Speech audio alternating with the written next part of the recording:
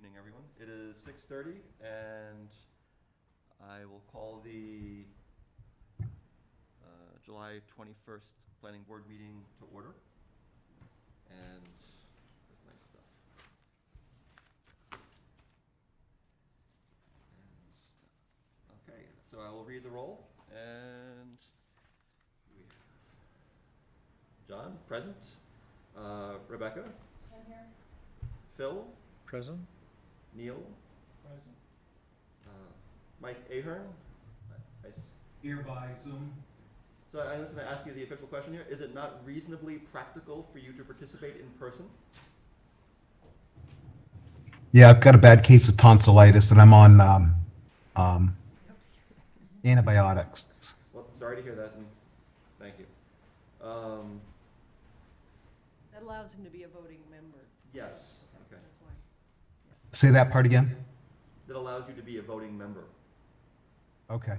I want to let you know I'm using an old backup computer that sometimes will spin and I won't hear things for a little bit, and so I may be in and out a little bit. We won't see your image spinning.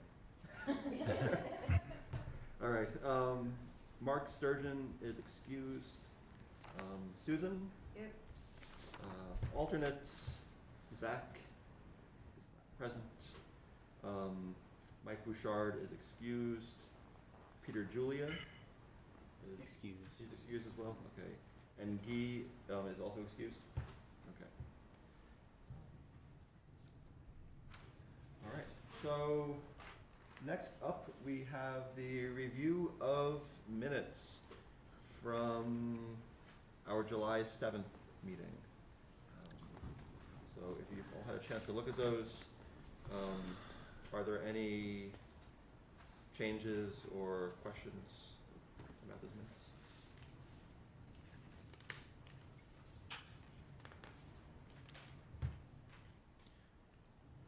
I would move that we approve the minutes as written. Second. All in favor, or? In favor? Aye. Opposed? Abstentions? I'm an aye. I'm an aye. Okay, thank you, Mike. I'll abstain. Okay, thank you. All right, so the minutes are approved from July 7th.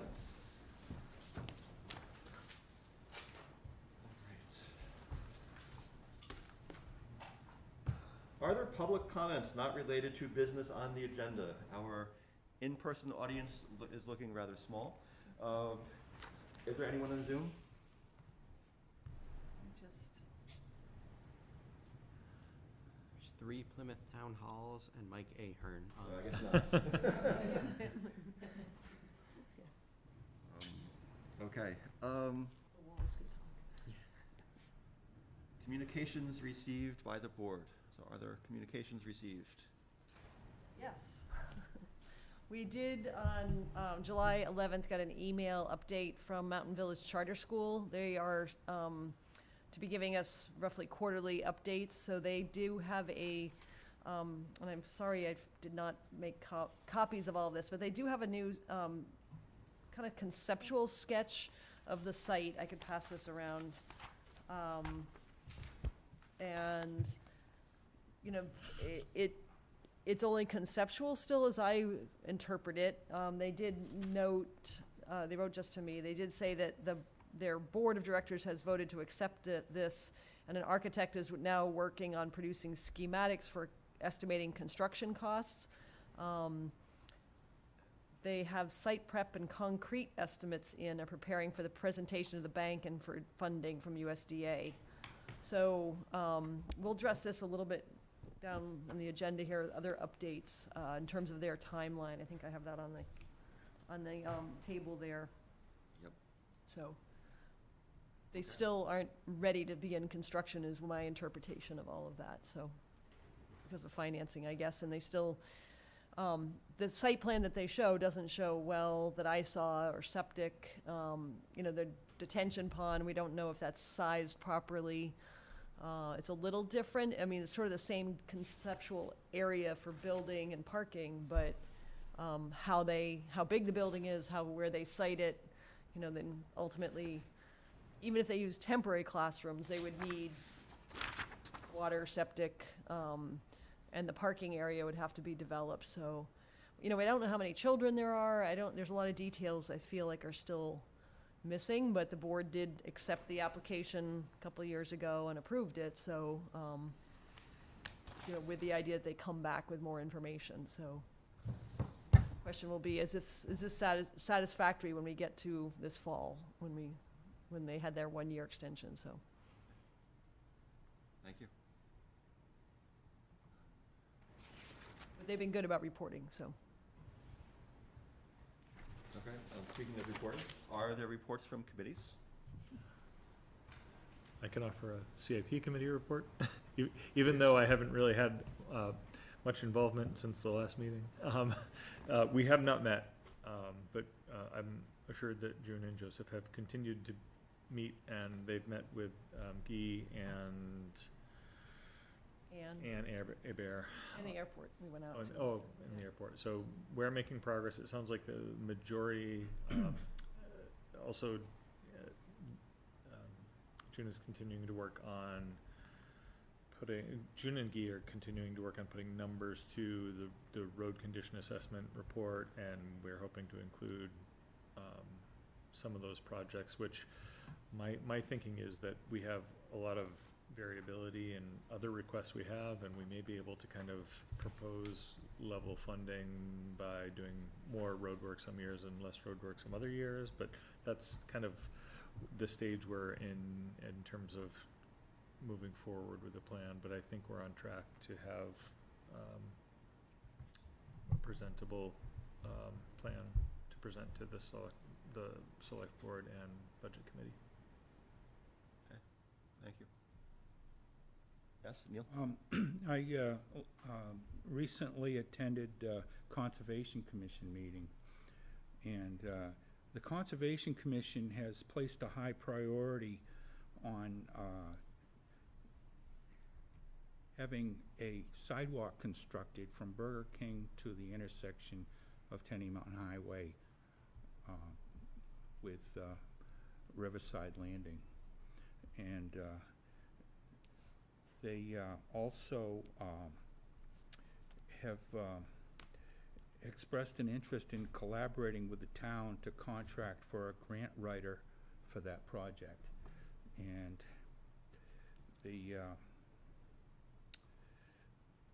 they have acquired a GIS Pro Basic user license, and they want to work with the town with that. And that's going to help them a great deal in updating their natural resource inventory. And lastly,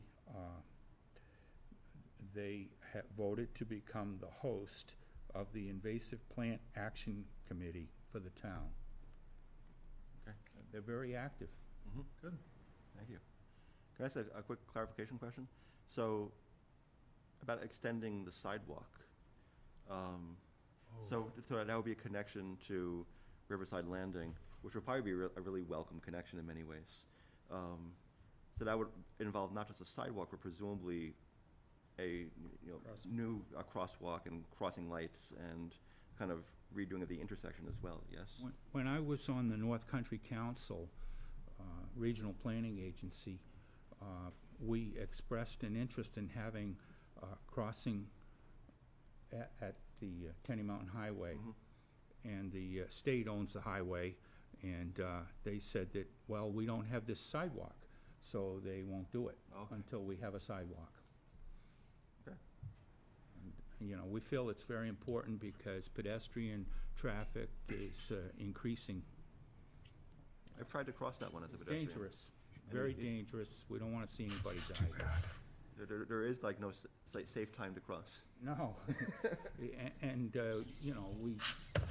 we expect that in due time there's going to be a tragedy if we don't get on this. All right, thank you. Also, Mike, if it matters, we can hear you. the invasive species. Mike, can you hit the mute button maybe if you're not talking actively? No, my computer's acting Well, we have a vocal of you. The invasive species are becoming a serious problem. Mm-hmm. Yeah.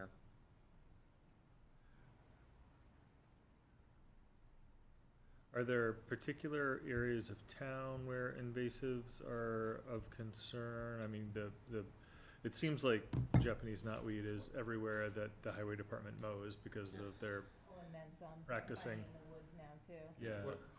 Heine Ahern has this 123 app that we're experimenting with, and where people can take their cell phone or their smartphone, whatever you want to call it, and they can go to where they see a specific invasive species like Oriental bittersweet or Phragmites or Japanese knotweed, and they can say what they saw and whether or not it's climbing a tree or a utility pole or what it's endangering, and it can be fed into this app, and she can put it on a computer, and we're trying to develop.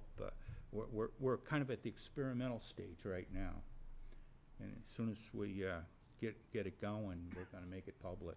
Okay. Thank you. Tell you, you go down Route 3 from Rite Aid, you take a look at the Japanese knotweed down there. It's a jungle. I think anywhere along the river valleys is just pretty serious. At one It is. time, the state actually promoted a lot of these invasive species, and now they're realizing they've made a mistake. Mm-hmm. Right. All right then. So I guess it's time to move on to new business. I guess also brings us back to Mountain Village, among other projects again. Updates about recent planning board applications. June? Yep, I was gonna share my screen so Mike can, maybe Jonathan can let me ask him to do that. But you guys have the handout, the table of planning board applications. So, and it's sort of a summary of it. I just thought from, periodically from time to time, pardon? Did You should be good now to host. Did you get to host it? Then, here we go. So Mike can see it here. So I just have been, I think one thing that we're realizing, in kind of our process in the office is sometimes chaotic, but we have a lot of files that are sort of sitting on the table or desk or somewhere, and then periodically things happen and we go back to them, and usually things progress. But we haven't had many. There's been some major projects from 2021 that really haven't done anything. I have several times reached out to the applicants to say, like this spring, like what's up. I would say in probably the case of Riverside Landing, the Dragonfly, the storage units on Highland Street behind the old Crowley moving area, and Rap City are the three that the applicants have mentioned difficulties with either contractors or pricing, getting pricing, affordability, timing of contractors for site work and then building, that kind of thing. So, I just want you guys to know that we have made numerous efforts to, we're not holding anybody up. And we're trying to determine kind of what's going on. At the same time, at the time when approvals were given, like in March 2021, like 2 full construction seasons for Riverside Landing was, the applicant agreed to that and felt that that would be plenty of time, and not much has happened. They did get their alteration of terrain permit. I forgot to look up the wetlands permit. I think that expires soon. Maybe that was maybe a 2-year permit too, and maybe 5 years. So don't quote me on that. I think usually they're 5 years. Yeah, I think they're usually 5, but for some reason there were some conditions. I guess the easements and stuff had a deadline on it. That got done after their deadline. That's what it was. But that is sort of ticking away too. That clock is kind of ticking away. So we are, just last week, we're in touch with Mike McGinley and about a couple of these things. But, basically the two main things for that one are just getting it going, and then when he's ready to do that, getting money for construction inspection. And I understand he's not going to give us, there's no need to give us money for construction inspection until he's ready to do construction, or some kind of bond or letter of credit for the site work, or site reclamation work. So that would happen when he's ready to go. I certainly will reach out to, I thought he would be back in touch with us this week about Rap City, the sandwich shop on Boulder Point. I didn't put on here the subdivision that we had for that 3 lots in there. That hasn't been finalized, even though we gave them 30 days to do the easements. They did run into some issues with delays on their legal side for some personal reasons by the attorney. So I know that that's the case, and so we've had several emails where we thought they were closing on that pretty soon, but we haven't seen it yet. So that one, maybe after that subdivision's done, then he'll be ready to move on the Rap City. I know he's been working on some pricing for that. But again, there's some other pieces to come together for that. So I've told him, whenever he's ready, he has drafts of the agreements and the escrow agreement, so he knows what it takes to basically turn the drafts into he hasn't given any feedback, so I think he's ready to sign them when ready to go. The storage units, I last reached out and talked, or emailed, I think this maybe in May, late May. Eric? And, pardon? With Eric? Eric Miller, yeah. There's kind of the same pieces, and his story was similar, like problems with lining up contractor or delivery of the buildings last fall. He couldn't get them till later this spring, and then he didn't get the site work done for contractor reasons. I don't know exactly what the sequence has been and where exactly the delays have been, but it's timing of getting a contractor to do the site work, then the foundations poured, then the building. And obviously you don't want to do one part without having the next piece ready to go, I would imagine. So I think, we all know about the fuel costs, even though costs are coming down a bit, but that volatility is having some concern, I think, from what they said. Mountain Village Charter School, we just kind of went over that one.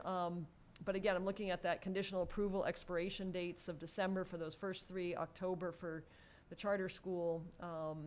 And then it's a couple more years out, the Lakes Region Mental Health Center for their parking lot. They seemed to be moving ahead a little bit quicker, but I guess last I knew they were getting pricing from contractors, so I haven't heard anything more from them. Mid-State Community Development for the medical office, you corresponded, and they are kind of on hold, I guess, but they are making some good progress, and I think opening soon on the child care center out on Tenny Mountain Highway. So our sense is that once they finish that one, and then grants and financing or whatever, they'll be maybe moving on. That's what they've kind of indicated, but they have a few things to do there, especially, they could be working on that easement piece, and they haven't, so. And then Aroma Joe's, there was the last little bit, we just have to follow up on a final inspection from Mike Vignali, but they haven't indicated that they're ready for that because they're waiting for some plantings. First it was too cold, and now I'm thinking hopefully it's not too hot and dry here. Or, and again, it could be contractors not getting something, so, but that is certainly, up and running and serving coffee, so, iced coffee. So that's kind of the bigger projects that we have that are out there. The other one that is not on there is we had discussed a lot line adjustment from about a year ago that I think we'll be bringing back to the board in August that never got finalized. They never brought in the Mylar, and there's a little bit of a backstory to it. So per our subdivision regulations, it could be revoked by the board in a month and for the next either August, September meeting. So we'll be bringing that one up. Was that the Ahern one? No, this was that really strange strip on Route 3, right next to the railroad tracks, that little tiny house there's a small house with that long strip. Across the street from Crystal Spring. Yeah, kind of down. Anyway, there was a lot line adjustment that we approved it, and then the property, as I understand it, got purchased. Okay.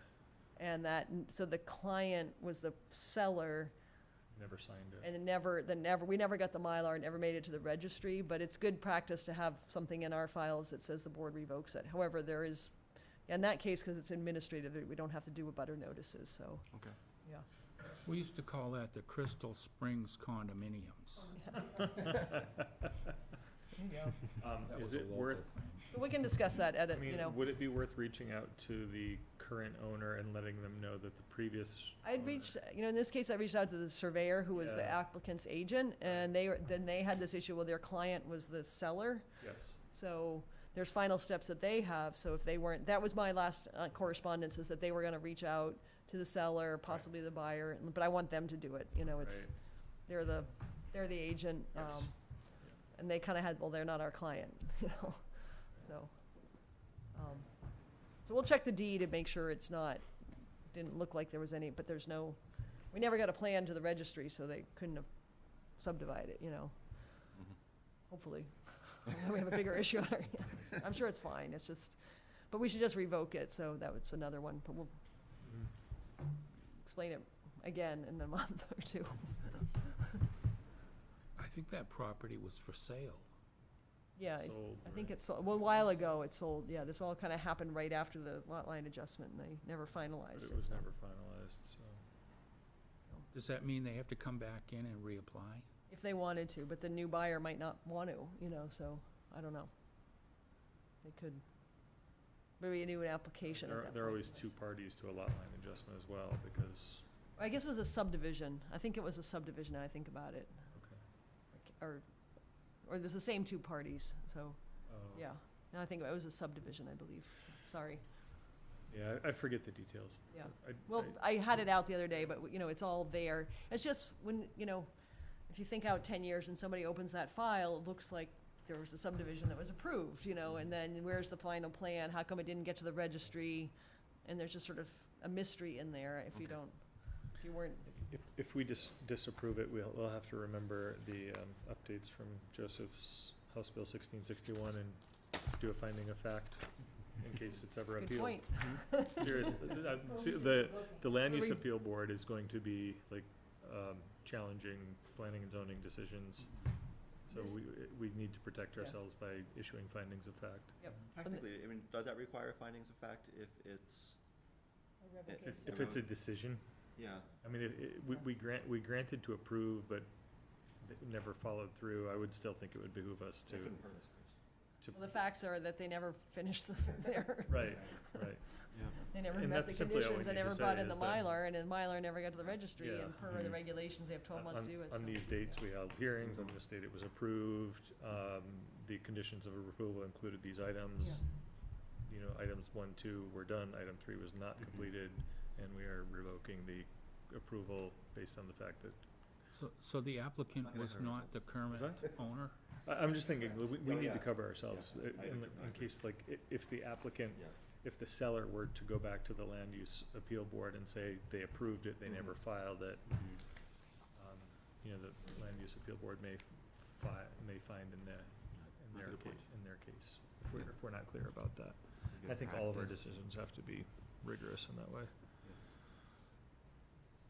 There is an upcoming, New Hampshire Municipal Association is putting out a webinar on that, and we'll certainly, I'll be attending, and we can make that information available to you guys as well, if anyone wants to, attend that webinar to really go over some of the, maybe some of their interpretation of how to implement it. Okay, thank you. This is really helpful to see this. Yep, I agree. Yeah. I want you guys to know that want the board to know that, we're not forgetting about these, we're trying to, figure out what's happening, and they have the right to come in and ask for another further extension, which I would expect they would. However, I think per our regulations, there is supposed to be a new public hearing for that, so they're gonna have to incur a cost. So, and by statute, I believe, well, we can look at the statute, or, so that's just for us in the office, the $100 notice fee for the newspaper, and a butter notices, it can be a few dollars. But, and those dates that are on that list where they were supposed to start something by that date, basically, was stated at the meeting. It wasn't just like we made it up afterwards or something, they agreed to it, so. Yeah. I think being as flexible as we can is good. Just the current climate with lead times on even things like appliances is ridiculous, so. Yeah. But also, we've got our backbone of regulations that we can't really just Yeah. skim over, so. And I also want you to be aware, because our regulations, if we're changing them, it's not, they still vested under kind of the old regulations. Mm-hmm. So that's where, if you want to, because we may have new regulations by then, you could say, well, no, if we had a major I'm not advising you would do this, but that's one reason why to keep track of this. We want to make these changes to the regulations. They might have additional stormwater requirements. In each case, I don't think they do. So again, it's not a problem, but you could, that's why it's important to have the hearing and Mhm. have that conversation with them, so. You Okay. can also waive the regulations. Unless someone lapses and has to reapply. Unless someone lapses and has to reapply. Yeah. Which hopefully won't happen. Right. All right, transportation planning, 10-year plan projects. Do you want to talk about that? Yeah, since we went sure. to both meetings and Sure. something? Yeah, so it's been coming up a fair amount lately.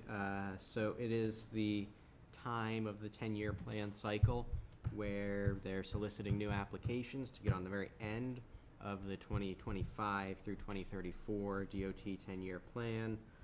So we've gotten from the select board guidance to go forward with trying to get some projects on that. So the current project application that's in progress to designate for the 10-year plan would be the north of Route 3, Main Street, sort of north of Toby Road.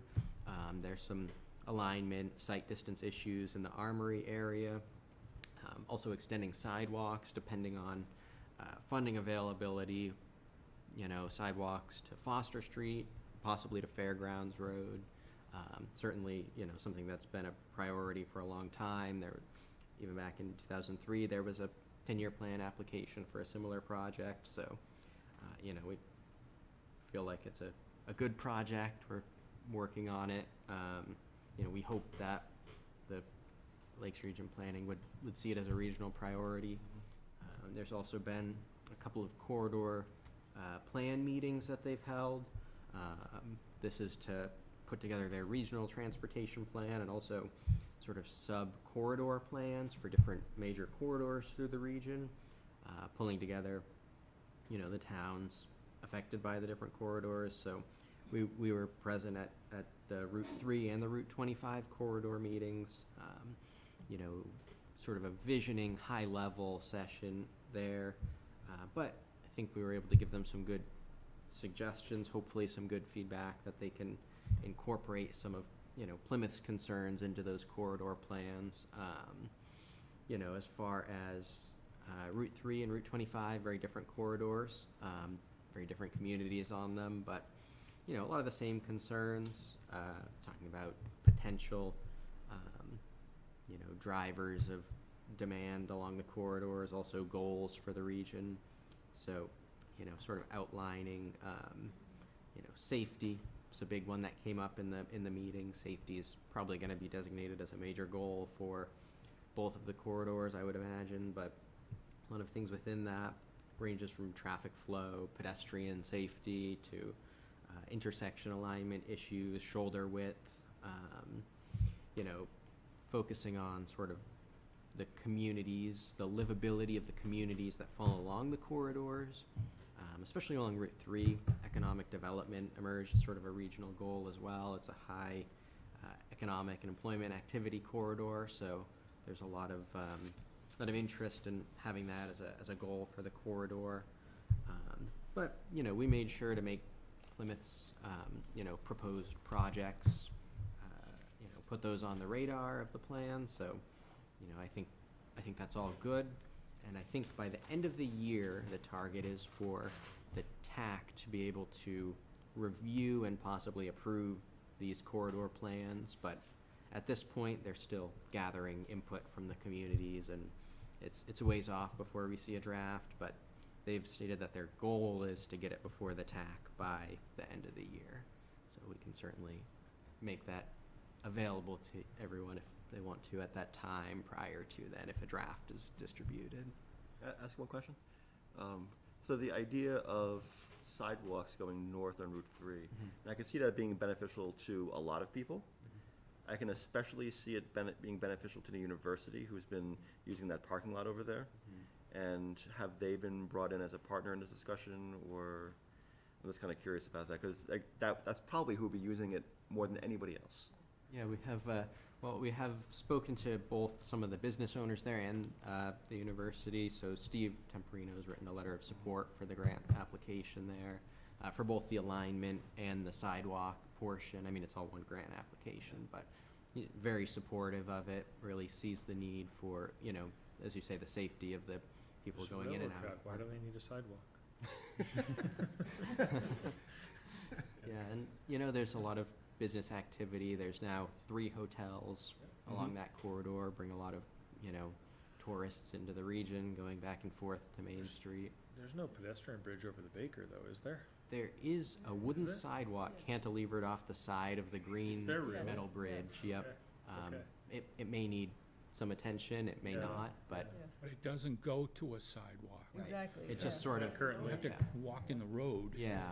right. It has sort of even the curb ramps that tip down at the end, but as you said, it's just grass. it's just over the river. That's a really tight spot. Yeah, there would definitely be some blasting that would have to be done, we would imagine, for getting that, as well for correcting the alignment, that's it's quite a hill. It's actually been something that that area in that blind spot by the armory, during the COVID vaccinations clinic that was, the police department mentioned it was horrible there. Originally the town tried almost 20 years ago to get this in the same process. So we kind of dusted off that application to a certain degree and added a few pieces, of course. And yeah, we had a great day yesterday. We got letters of support from, because Alex Ray, Common Man, because they, obviously there, and he owns some of the property there, and University Public Safety and Plymouth Police, and we've Joseph has also reached out to the Armory, to the National Guard, so we're waiting to hear from them. But we felt like the initial conversation was supportive of it, because they in some ways they're the biggest beneficiary. Just you're trying to pull out of the Armory and take a turn, a left turn, you just can't see anything coming over that hill. And the day we were driving by, coming back from another meeting, and there was a pedestrian carrying some stuff right through there. We were hearing reports that there's more and more people through there. The other thing that happens is off of Old Route 20 or Old North Main, there there are some housing in there, and there's kind of a weird sidewalk that dips down and crosses, so it's probably an unapproved historic kind of crosswalk. So pedestrian access across the railroad is like dangerous. And then it'd be still hard to stop, but if people are going towards the Holderness side of campus, the recreational or athletic facilities there, heading back that direction, I've seen so many people walking along the tracks, especially with like earbuds in, and it's just, in the spring and fall when the train's running a bit, I that know just... of at least one fatality there. Yeah, I mean, it's like, if anything we can do to get people, signage, then if you had a good sidewalk for them to be able to get up through there, it'd be really, so, it's for years been identified as a bad spot there. So just keep in mind that this process is, it's a pretty simple narrative kind of descriptive application. Luckily, no cost estimates we have to put in, so that it's changed a little bit. So we submit that to Lakes Region Planning, Transportation Advisory Committee.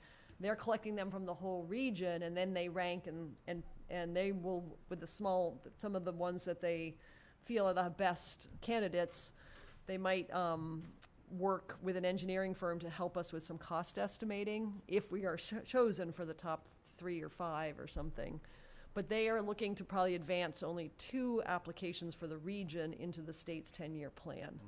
So we felt it was worth, based on the select board's recommendation, to pursue that one and see where we end up. But it's not a guaranteed that it's going to end up on the 10-year plan. And if it does, construction would be like 2035 or something, you know? So, don't hold your breath on it, but Well, we're 20 trying. In So, 2035, somebody could actually see this, the Squamchamucky yeah, plaque on the side of the road. that's right. The other part about it is that, you know, this funding is only to be used on Route 25, Tenny Mountain Highway, or Route 3, pretty much. Possibly 3A, when that was a little unclear. Has to be at state-numbered highways. It's not for High Street or, you know, Court Street. And the Smith Bridge Road intersection is on there. It's on the 10-year plan right now for 2032 construction. And that's People might be waiting that long just to turn left off of that. it's true. Could still be there. Traffic is gonna be so backed up by with the roundabout. Funny. That's a good point. I have a question about Highland Street. I know it's not a state highway, but when is that project gonna commence? I think there was some state funding Yep. involved. Yes, that, for some, I don't know the whole story, but for some reason that has, because I think it used to be Route 25, there was some concession made or old agreement or something. So yes, it is on the 10-year plan from the last section that was done. It's seemingly done, but it wasn't all the way done. It's just from Broadway basically to Reservoir, Old Ward Bridge Road. To put in new sidewalks, and I'm not quite sure if it's drainage or what. What was done there before was removal of the concrete and some work, but not all the work that needs to be done, is the way I've had it explained. Is So- there a schedule? Yes, it was been on the 10-year plan to start in this past fiscal year, so I know that there's been a lot of conversations. I've been in some of the meetings, but not all, because it really is a highway project, not, you know, the implementation is more, I view it, you know, we can help in the future planning projects, but once it's there and it's ready to go, it should become more, you know, an implementation by sort of public works, highway, that sort of realm, and we're here to help, but So it's not I didn't right- want us to take it on as the total. No set time yet. No, so they believe the town is working also with a consultant to help with the administration of some of the grant, because we are municipally managing that. So with that, because it's really federal highway money, the process that has to go through is more design, environmental review, and there will likely be some right-of-way acquisition, as I understand it, if that intersection's to be realigned.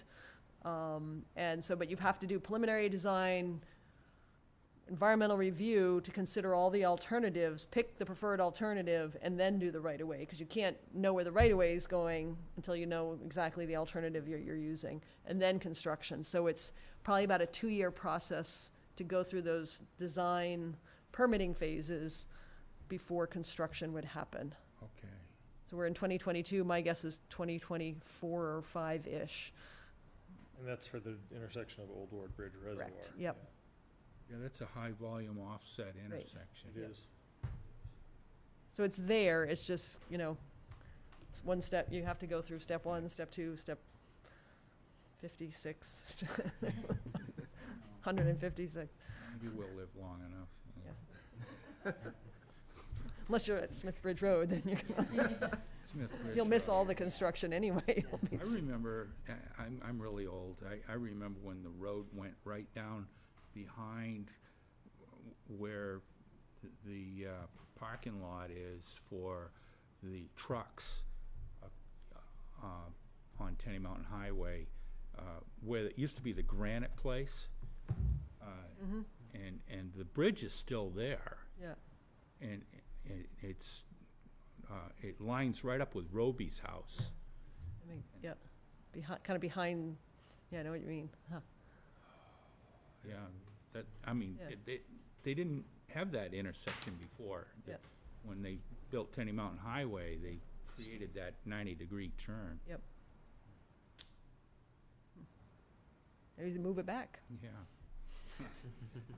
There is something about all intersections are supposed to be as close to 90 degrees as possible now, which unfortunately, I don't know. Yeah, that's interesting. I've never really looked at that intersection, just, It doesn't line up with the the access point There it is. for the co-op, yeah. which makes it, Yeah, there's the trace of the old road. You can see it on the aerial photo. I think snowmobiles might use it.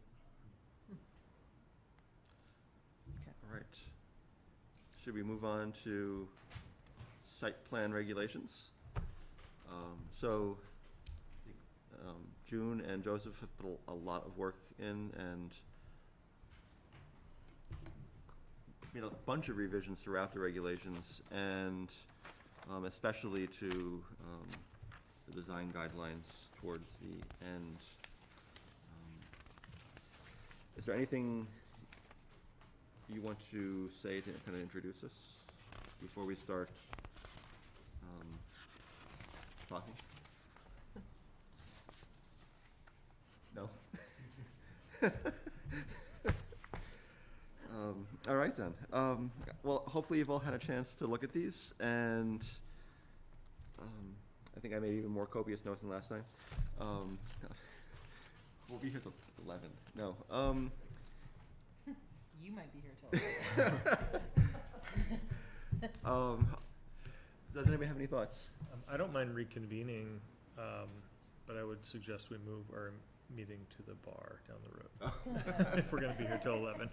I have a couple general comments, and then a lot of mine are just very specific questions in the area of here in each section, so. Well, what you do with general thoughts? Just general comment, some of them are just more sort of editing things, that just consistency in referencing sections. That when I first saw the, V-L, I was like, what does that mean? And just consistency with that, and I know that stuff will get taken care of. Something that's a little more substance-based, sort of about consistency is referencing of certain, like the stormwater management guide and stuff like that, and I have that all highlighted. I can just, instead of bringing it up every time, I can share my copy, or just, some consistency in how things are referenced. Yeah, we are very aware, thank you for having a fresh set of eyes look at that, because we got to a point, we needed to send it out last Friday to give you, we just kind of gave up, and Yeah, that's why I wasn't don't want to much point, nitpick yeah. every Yeah, single so one.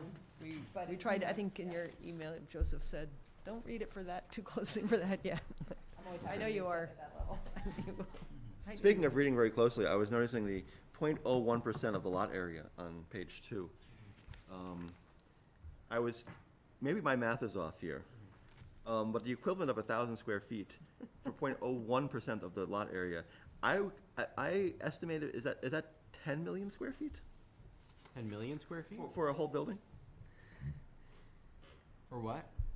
Should that be 1% of the lot area? I think it's supposed to be one. 0.001 was actually what I intended to put there, so if I I can. think it might be 1%, of or the lot- 0.01%. Under the scope of review, you're talking about? Yeah, I mean, that would be an enormous building to even get us up to the equivalent of 1,000 square feet.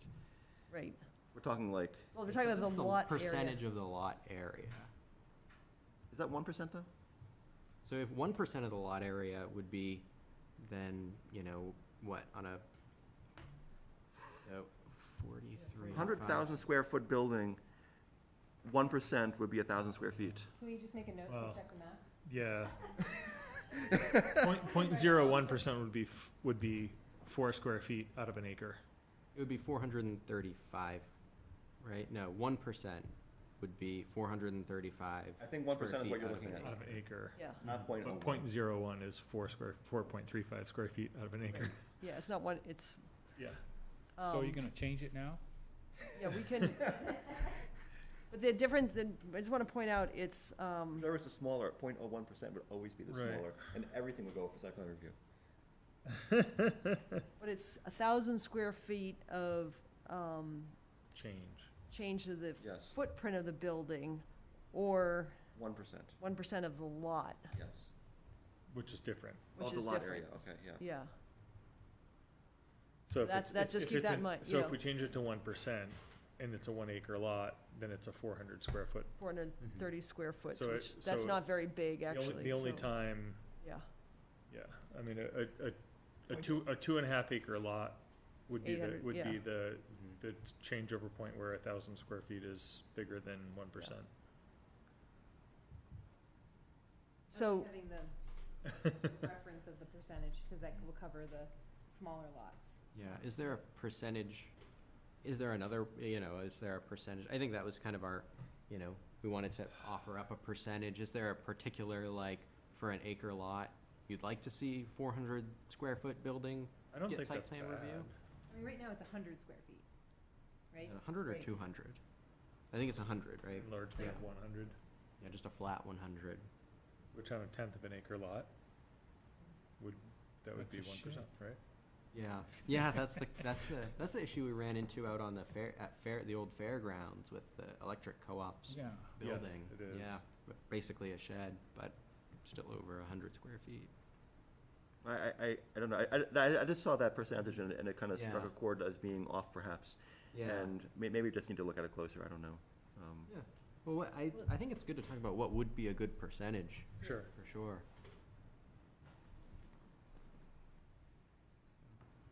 I honestly don't think 1% is bad. like, if you had an acre, it'd be like 435 Square square feet. feet Mm-hmm. addition. Right. All right, so, but if you have 10 acres, but it does say whichever's smaller. Smaller, It would be yeah. 1,000. We've capped it at So- 1,000, Yeah, but on an acre, like 400 square feet is semi-significant, so to me, that makes sense. Mhm. yeah, so it's just that it's not point, Right. it's Right. 1%. 20 Yeah. by 20. Yep. So, Maybe help people with the math. June, the point I was trying to make earlier is that if you were proposing 1,000 square foot development on a 2.5 acre lot Mhm. and using 1%, that's about the same. Right, exactly, That yeah, was the point I was trying to, so like, Yeah. if you have a bigger lot, it's gonna, right. Mhm. anyway, Yeah. And this is really Yep. just a physical expansion on an existing. yes. Mhm.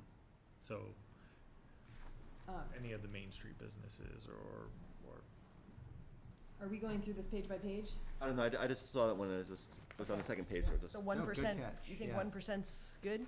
I think, I like 1%. I do too. 1% or 1,000, whichever is smaller. Well, yeah, 1,000 feet or 1% of the lot area. Yeah, I like that.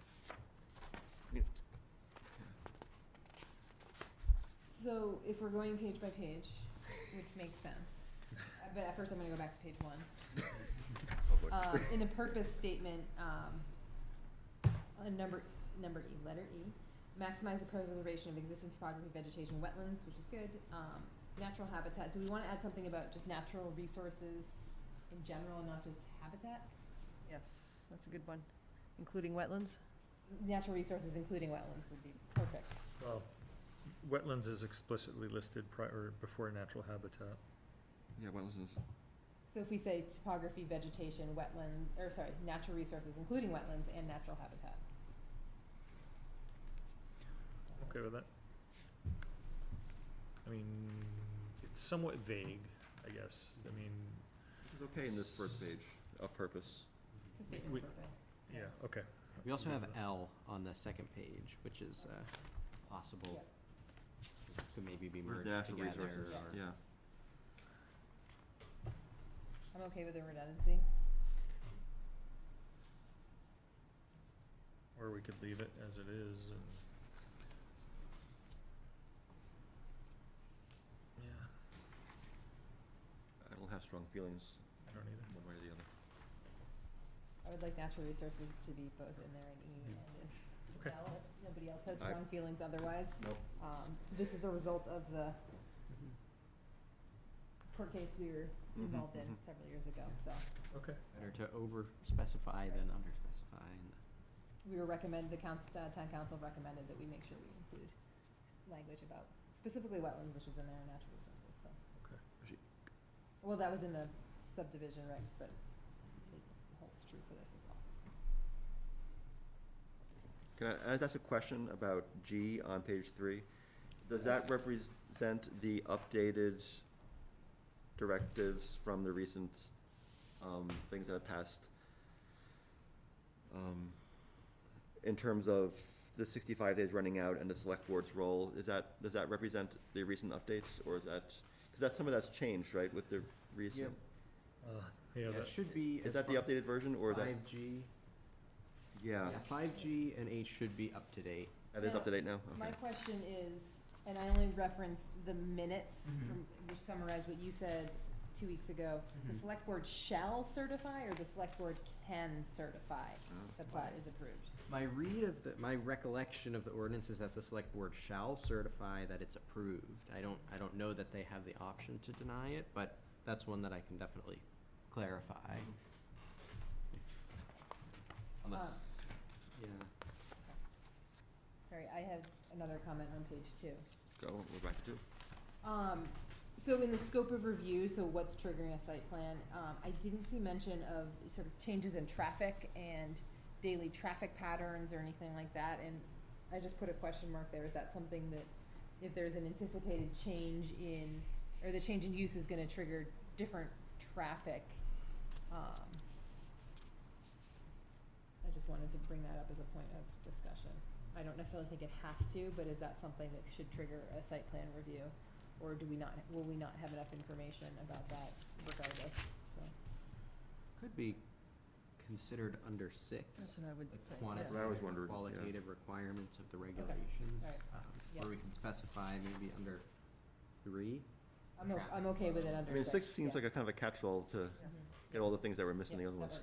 works. Yeah. Because you're gonna, in order to have a significant enough change in traffic, you're gonna have to be doing a significant enough change of, something on the site, so. On page 3, which would be section 5I, at the top of the page, the board or its designated, sorry, did anyone have anything else on page, I just skipped page 3. So you're on 4, 5I? Yep. Okay. Yep. Page 4, 5I. And with regards to 1661 as well, we're almost certainly, I assume, going to have John Radigan review this as well. So if there's any Okay. legal language that we miss, yeah, hopefully he should catch that. Just to specify. The board or its designated agents may visit the site in order to thoroughly and knowledgeably review the proposal. Does there need to be some clarification about, like, with permission of the property owner, or? I think they signed that away, right? It's on the application form, and I have a different version that I had a note here. Yeah, there is a statute that says, so we will double check. We took out some comments just to clean it up for you guys to look at it. So we have we could probably say, in accordance with RSA, I don't remember the RSA number, but there is a statute that allows planning boards to go and, visit sites in the context of this application. It doesn't mean that without an application, I can run over to your house and, check it out, It doesn't allow people to just go anywhere, but if you have permission, somebody, when they bring in the application, basically, there's a statement they're signing and triggering that, so. So I could just walk over there on my own time to any application and check it out? Is that In what it says? It says the planning board can, in reality, does it mean that it goes a meeting, or can Yeah. you go on your own? I think you do have the right to go on your own. We can clarify that. It's a little bit of a gray area probably, but you have to go with the purpose of, I'm checking it out for Yeah. this, Okay. And what does that mean? Pulling in the parking lot, driving around? Yeah. It kind of depends. Again, it's commercial things, Yeah, but you it's probably like- have that right to do that. But if it's an undeveloped site, can you go wandering around the woods? Yeah, I think you can, But Moving down the page. So in notices, section 1, the section about the development of regional impact is kind of like squished in the middle of other types of notices, and I almost wonder if that needs a separate It notice. has its own, Well, I know it has its own section. Later, yes, Yeah. but I'm talking about the notice section. oh, okay. Just the way it talks about notices, public places in the town, and then it talks about the development of regional impact, almost in a way that makes it hard to tell that that's not always a requirement. And then it says this shall include publication in newspaper of general circulation in Plymouth, the discretion of the board. So I would say either we need to have the development of regional impact as a separate note, or at least maybe further down next to the, Yep, that's what you're saying. it's sort of squished in the middle, and I think it's confusing to me. And then maybe reference, I guess you have to reference the section. I don't think, I mean, I think it's okay the way it's written. It kind of stands alone because the first sentence deals with notice to abutters and the public. The second sentence says the notice shall be additional notice shall be given to affected municipalities and the planning commission for developments with regional impact. Yeah, so what I'm. So it's an addition to the regular. Right, but what I'm seeing is regular notice, sometimes this happens, regular notice, sometimes this happens, I so. see. We can make a Yeah. 1 and 2, Yeah. I think that would, Yeah. separate it out. Mhm. Okay, I see what you mean. The meaning is there right now, but it'd be a little bit clearer to someone reading it. Yeah. Yeah. Okay. Yeah. Yeah, okay. And I definitely get lost in order? paragraphs anyway, but, I read that section many times to try and understand what, yeah, Okay. so. I don't wanna jump ahead, my next comments aren't until page 5. Oh, my next, yeah, go ahead. Anyone, unless anyone else has anything before then. Rebecca?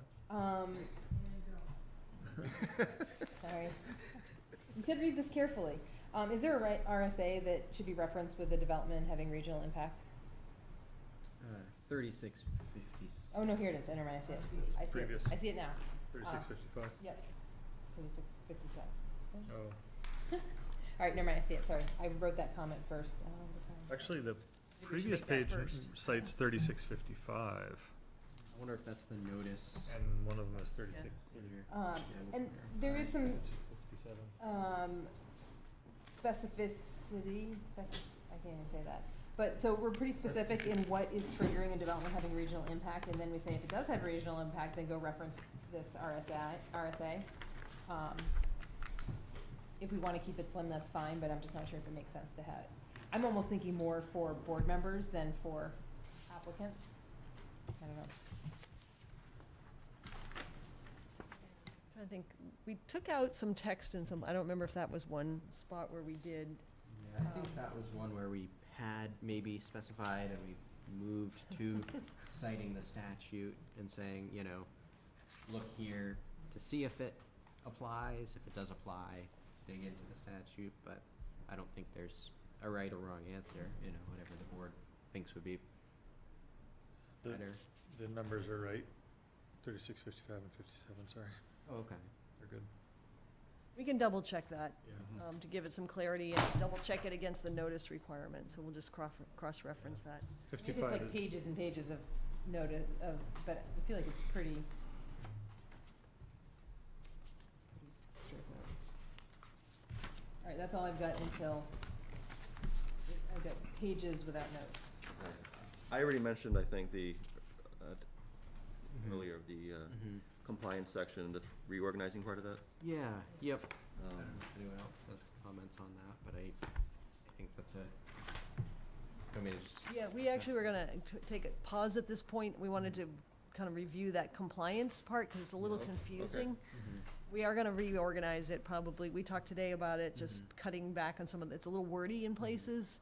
But the gist of it, do you wanna go ahead and kind of Yeah. explaining what? Yeah, I mean, it's definitely a tough section because it references 3 different statutes, which sort of all cross-reference other statutes, so it is a little dense, and I understand that the language, or some of the order maybe could be optimized a little bit, but to sort of summarize what it's saying, from approval, the applicant would have 1 year to meet any conditions precedent of the application, which is, just giving that as a default. The board could certainly set at any time a different, timeline than that. After that 1 year, the board could also extend that timeline. So that's sort of the first timeline. The second timeline is that 2 years from the date of application, the applicant has that amount of time to start construction, begin active and substantial development. Otherwise, the approval lapses unless the board specifies another timeline or, the person comes back for a extension. Thank you for clarifying what that means. What's that? And thank you for clarifying what that means Mm-hmm. in here. Yeah. Oh, yes, yeah, no, yeah, definitely. I think that's helpful. This definition is sort of not it's a pretty commonly used definition, a little bit tweaked, but generally, you know, a lot of places have something kind of similar to this, so if the board felt, you know, in a particular situation, there was, you know, a very different set of circumstances, can always specify, in this case, active and substantial development is, you know, X, Y, and Z, but if not specified, this is what it means, because there are sometimes those questions of, you know, what does it mean, with it as written right now, so definitely, I think a good suggestion would be to move that to sort of the bottom of this section, to its own sort of 7E, so it's sort of, because it's also referenced in later sections, so For that 7G. additional part, the last part of this one is the vesting provision, which is a whole other statute, but it also references active and substantial, so if they've started their active and substantial development within 2 years, which this would say that they should do, they would be vested against any changes in zoning or regulations for 5 years from approval. If they don't, you know, then, you know, they would have to come back for a new approval. So would it be helpful to organize this in those 3 stages, like you just presented it? Yeah. I think so, and we kind of talked about maybe even including a table of Okay. in there to sort of, But if they're 90% complete at year 5, they could have to reapply. No. I would think that if they're already vested and they're, So that's, I mean, at what point does complete, at what point, what triggers, or what is it that they haven't done at year 5 triggers reapplication? right. Like, that's something to think about. And it may be that they would just have to meet whatever's in place now, but it's, yeah, that's the statute. You know, the statutes on these are a little cross-referencing Right. each other, so. Would they come before the board for an extension, or? I would think that would make sense. Right. Let's see if I said If that's anything here. legally appropriate in the RSAs? Sorry, I just Yeah. watch it. Mike keeps freezing, and he was frozen taking a sip. Challenges of Zoom. The other thing that we could do is just say, you know, as per the statute, Mhm. and then if it comes to 5 years and they haven't, you know, they're not done, Yeah. we can just reference the statute, whatever it says at that time. Because that's the nice thing about the statutory references. In 5 years, it's not a question that it could have changed from today. I also think any applicant's not gonna come in and be like, yeah, I'm not gonna be done with this for 5 years. I think I like F too, defining that, you know, you have 2 years to get started. You can request a single 1-year extension. After that, no go. It's very clear. Mhm. People will not have the expectation that, oh, I thought we could get another extension.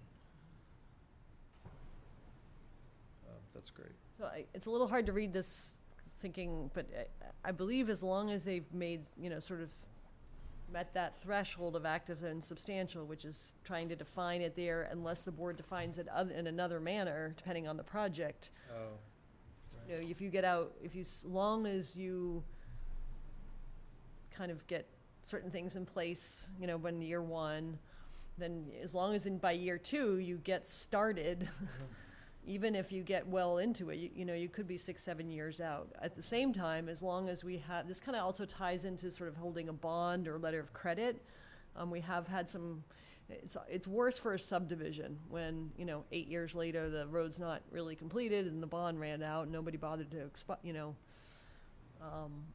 And the planning board is the one that requires the bonds through the regulatory process, and the planning board has the right to, is the only authority really to release the bond or letter of credit. And that hasn't always been the case here. I've got letters in the file saying, from the town administrator, oh yeah, we can release that bond, so. From things in the past, and that's gonna be a problem in the future, based on, you know. So if somebody wants to take 20 years to build the road, that's fine, but they have to pay for a bond for 20 years. Right. You know. it's really in every. That's the incentive, if you really, and that's where, for certain projects, as staff, we would be recommending not a letter of credit, but you get a bond, because it costs the developer money to get a bond. And they can't be released, you know, as long as it's the terminology that can't be released without the town issuing a letter to release it. Mhm. I'm not very expert on, I certainly I don't know much about bonds, but that's what I've been told. There's different types of bonds, and at that point, we would have the attorney review it and make sure we have something that's firm for, The other thing that comes Till up the end, you know. periodically, we had a developer who offered a cash security, yeah. asked us to put in a bank account. and- That's another, that's okay, but is that cash still gonna, that's better than letter of credit, you know? Right. And maybe that's better for them, they don't have to didn't- pay They that, had but, cash, they didn't wanna yeah. pay for a bond. They gave us their money and said, as long as you, Yeah, and then we're carrying a non-interest bearing account, a Right. separate account for them that the town treasurer, finance comes up. director have to it's a financial surety. 5 year, we have these escrow agreements that are sort of sitting there for, It's a common problem, though. so it's as long as we, Is. you know, there's extra bookkeeping when we do it that way, but there's just also extra record keeping when we get into this stuff. But there's a purpose to it, otherwise you are left with, no recourse really to get something finished or Fixed fixed, yeah. if they walk.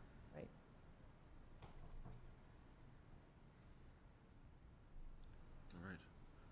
The insurance companies tweak you too, if you have a bond, and the insurance companies are all like, do you wanna do this for a year, or do you wanna do this? They don't like holding them that long either. So I think that's a good incentive. Yeah, and the bank letter of credits aren't as strong, they can kind of go away, I think they aren't, Without, yeah. yeah. Bond's different, because I like, for some things I like the bond, because there's a cost, but yet again, if, I don't know what a bond costs, but, if somebody's arguing over $500 for butter notices and saying they can't afford it for their project, out of a major development, if their margin of profit is $500, you don't want them building it anyway. There's a point where, what's the value of the project and the percent that our application fees and our notice fees and everything like that, it's pretty small in the context of the cost of the whole thing, so. I do appreciate the clarification of the section, though. Yeah. It's helpful. Yep. And to get a little bit more clarification in the organization would be fantastic.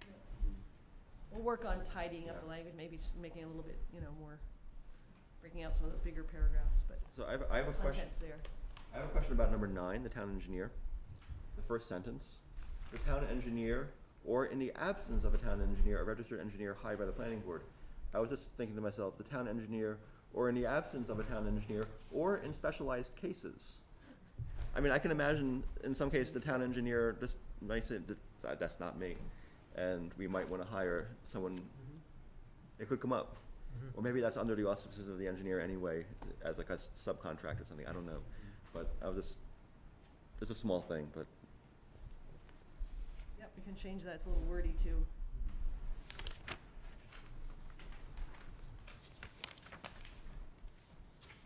got a bunch of empty pages. Just so you know, I stumbled across the file, the digital file, earlier today totally by accident, but it's been a long time since the town's done a request for qualifications for the engineering services for plan review and other engineering services for the town. I think it's good probably to have the board, you can do that on your own, and, while I've been very happy with Mike Vignali and KV Partners, it wouldn't be a bad thing to, it's good sort of coverage, rather than saying, oh, we got him procured 20 years ago. Like, things have changed. I'm not saying you wouldn't do that again, but having it sort of a fresh review, if it was ever gone to court, why are you using this guy, that kind of thing, having that up to date wouldn't be a bad practice to do, so. Or worse yet, an applicant says, we don't like him, we want you to use somebody else. I think, again, he's been good. I don't foresee any problems, but if there was, it's good practice to sort of say, why are you, if somebody's challenge is, why him? We don't really, the town there's evidence in some files I found where the town did, with planning staff and board or whatever, procured KV Partners in a good process, but that was a long time ago, probably 15 years ago or so. So, we need to make sure he's got insurance and those kinds of requirements, just kind of making sure he meets those standards for our own liability. Can you get more than one on board? You can, yeah, actually you can, so. You seem to all have their specialty areas. Yeah. One thing I would say about KV Partners is they have very low overhead, it seems like, which is nice because their costs, you're not paying another 50% for the office. And, lots of junior staff. I mean, it's two people, as I understand it. I don't know what kind of office support they have, but it's a very minimal, small operation and it works. Yeah, so it's lower cost for everybody and he's responsive, so. I don't want to say, I'm not indicating that we're looking to change. It would just be a good way to make sure that there's a fresh review. And I've also been happy with HEB, who's doing the downtown project too. So different purposes though. So That's it, they've all Yeah. got their specialty areas now. Bill, you look pregnant with a thought. When there's a break. Yeah. That's fine. The waiver procedure, I like the waiver procedure. Would it make sense for us to have a waiver request form that has all the fields that we require? So, the section that you're requesting a waiver from, an explanation of why you're asking for a waiver, what is it about your project that doesn't conform, and how is this in the spirit of the, spirit and intent of the regulation? And then, typically, we used to have those, and sometimes we'd get 5 with site plan application where we're requesting waivers from these 5 items, and each was a different item, But it makes it easier for applicants to not have to draft a letter with some vague form. Yeah, that makes sense. I Yeah, think the form can be stuck right in their file, which would be Or- easier to. Yeah, get your or I hands mean, on. if these are online, we can hyperlink to it and Yeah, they can print it. Yeah, that's a good idea. absolutely. Be Yeah. helpful for us in our review too, to, Mhm. What's that? it'd be helpful for us to have it, instead of sort of in a paragraph of text or Yep. given Yeah. to us verbally. You have these following waiver requests with this application that, and generally, you can, sometimes you need to deal with a waiver request before you accept it as complete, because it's not complete unless you approve the waivers, right? So that's part of the acceptance process. That seems reasonable. Definitely. Speaking of waivers, in fact, the introductory paragraph of the design guidelines. Applicants should review these standards, and if they cannot meet them, then they should request a waiver. I'm gonna go back to this. If it is not reasonably practical to meet them. you should reference the previous section. I mean, it just seems like, if you can't meet them, then you should get a waiver. It seems a little flippant and, May request should be at least yeah. there. May request, right?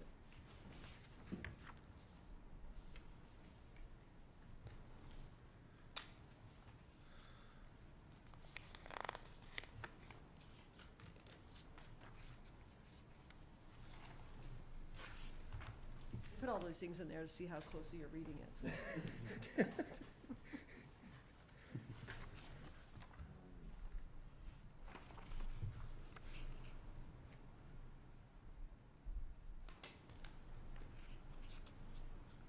I don't know how far along we are at this point. I have a pedestrian and bicycle access and safety question in the design guidelines. Oh, we were not there yet. Where is it? Okay, I'm sorry. Jeez. He did preface his comment by saying, I don't know if we're there yet, Yeah. but, so, go ahead, jump in there. Yes, Rebecca? So, I guess when I'm reading through this, I want to keep an eye, or sort of be mindful of applicants. I'm on page 11. Okay. Yep. Towards applicants that are small scale, that are, presenting their own case. And I think that the stormwater management is basically not gonna apply to them. Cause there's a lot of stuff in here that your average person is, if they're putting up a garage to do mechanic work, maybe doesn't have Or they're converting an existing residential like garage a little, for making it a little bit bigger that business. triggers site Right, plan right. review. So and I'm not really sure what to do with that aside from mention it, because it is complex and, I'm hoping they'll be able to deal with planning staff and get walked through this stuff. And as a board, we've always been accommodating to those applicants as well, but I just wanna point that out. And I'll say it again when we get to another section as Is well. this where language about you may request a waiver depending on the scope of your project. Yeah, and I think, In consultation with the staff or whatever, might be a, I think we can re-look at how that's presented in that, with that regard, because if you look at the design guidelines, it basically tries to give some guidance on when certain design standards are met, whether it's new development, redevelopment, that kind of thing. Originally, we actually, Mike Vignali did review the stormwater part, and I think he wrote most of that and had it stuck in the design part, because we just gave him that, and I'm like, no, that's a plan, so I just kind of cut and pasted it over there without thinking through that problem. So, in the interest of getting it out, but so if you're willing to just kind of let us, Shuffle. say when it, I'm probably referencing when you meet the trigger that's in the design guidelines, you must do this. okay, Does that make sense? that makes sense. Yeah. Yep, and then just notes, the more editing things. This is where I saw best management practices, BMPs are mentioned 3 times here, which is What page is that? it's still on page 11. Okay. It's capitalized, there's just 3 places in there. Yep. That just, I think we could say BMP at the beginning, or just capitalize in E, but anyway, just, that's where I saw that in that section, if that's helpful at all to you. Moving down the page. Number 3 on page 11, in addition to the items required in sections 1 and 2 above, the following items may be also required by the planning board. This is something that I've always found confusing in the site plan regs, is how do they know until they get here? Like, what's gonna trigger this? And so I find it just confusing as to, when might we require these things? That's a remnant from the old one. Yeah, it is Yeah. confusing. I think,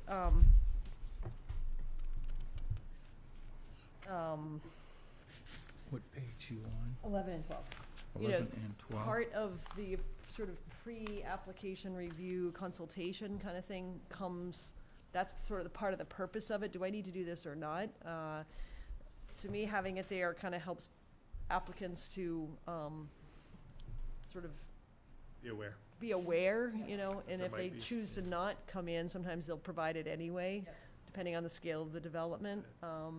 Some of, I think you guys probably aren't as aware, but we had one this week of conversation with, second conversation with an application that will probably be here for next month. Like, it's a small, local, good project, but we went through the checklist of what do I do? They were asking a lot of these kinds of questions, like when do I need to do that? And so we kind of guide them and say, no, that's not, you don't really need to. It's not, the scale and scope of what you're proposing isn't really necessary for that. So, any of those conversations are non-binding, whether they happen here at the board or with staff. So, that's by statute, that's the way it goes. When they bring, you can always decide that later, I guess, when. And pre-application review is mentioned already on page 2, so it's right up front, so you can't really miss the Right. benefit of that. Yeah. We're still on stormwater?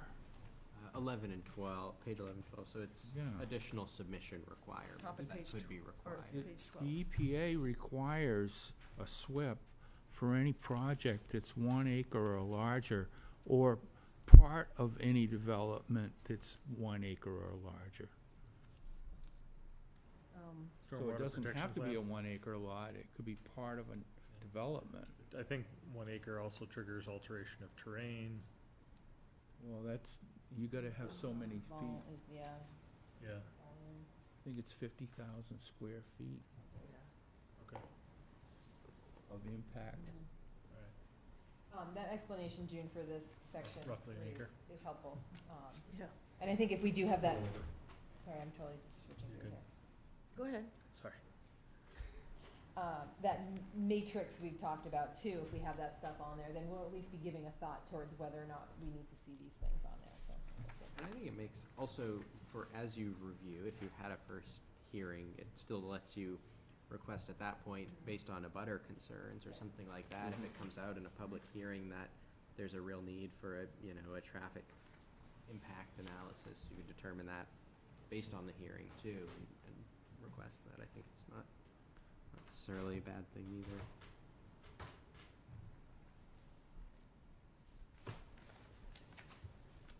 I don't have any more comments until page, Do you think we should cite the EPA standards as Yeah. well in there? Or do you think that's kind of outside? I think it's a good idea. Well, there's so many standards, there's so many other permits that could be required. I think if you list a few, but you don't list others, you run into the risk of implying that others aren't required because you are implying that some are required. You know, if you say that, you know, an alteration of terrain permit is required, but you don't say that a shoreland permit is required and they need a shoreland permit, but it's not listed, they may not, you know. So I really think I think you're better off to leave it in their hands and say any other necessary permits are required. So you Including could but have not a limited to. disclaimer for Yes. any applicable state or federal requirements. Right. Copies of any necessary federal, state, or local permits and approvals, including but not limited to, and then Right. there's a list of some common ones. Right. Yep, that works. I think what's there is Not permits, sufficient. but actual entities where you would get your permit. Yes. It gets way too overwhelming if you start listing some of these permits Mhm. people have never heard of. Yeah. Right. And it just overwhelms them, and that's when And they then we have sometimes to just say, forget And then it." we have to stay on top of what's Exactly. required. What's here is a blanket coverage. Any other Right. permits that's required, Mhm. we're better off to be vague about. Yeah. I agree. It's almost impossible to stay on top of what other. And we don't, I mean, Plymouth is not an MS4 community, we don't have a stormwater permit from EPA, you know, so it's a little, you know, DES is really where the guidance comes from for wetlands permits, alteration of terrain, that kind of thing for, Yeah. for most of it, so. And we do say that any other things And that, that's it, there's automatic triggers out there that Yeah. we don't have to worry about. We can't muddy these waters. Yeah. It's just. and it adds a level of burden for, you know, like, I Right. don't even know, something, Right. you That's know. it, right. And to be honest, the engineers, if you have something that's that big, that's gonna trigger it, they know, They're gonna Right. know. you Yeah. know. Let's hope that there's not like a single entity person that's their home-based business that needs an AOT. Right? You do run into that and people get into trouble, but it's not, I mean, we shouldn't be in the role of letting them know that they're going to need that. Mhm. Right. Yeah. It's their rules for them to enforce, not their rules for us to enforce, does that make sense? Yeah, unless Yeah. we make their rules our rules and then we Yeah. don't. There are probably some automotive repair facilities that probably qualify as junkyards, and like, that's one of those things where, you know, there's an RSA that deals with those, that's, Mhm. we shouldn't be getting into that. Well, I know that some towns are adopting Shoreline Water Quality Protection Act standards because the enforcement of the state is so minimal that if they've got good enforcement in the town, they can adopt these standards and then it becomes enforceable on the town level. Right. Right, and that makes sense. That, you know, but, I mean, that's just an example of, you know, another mess we don't need to get in the middle of. Mhm.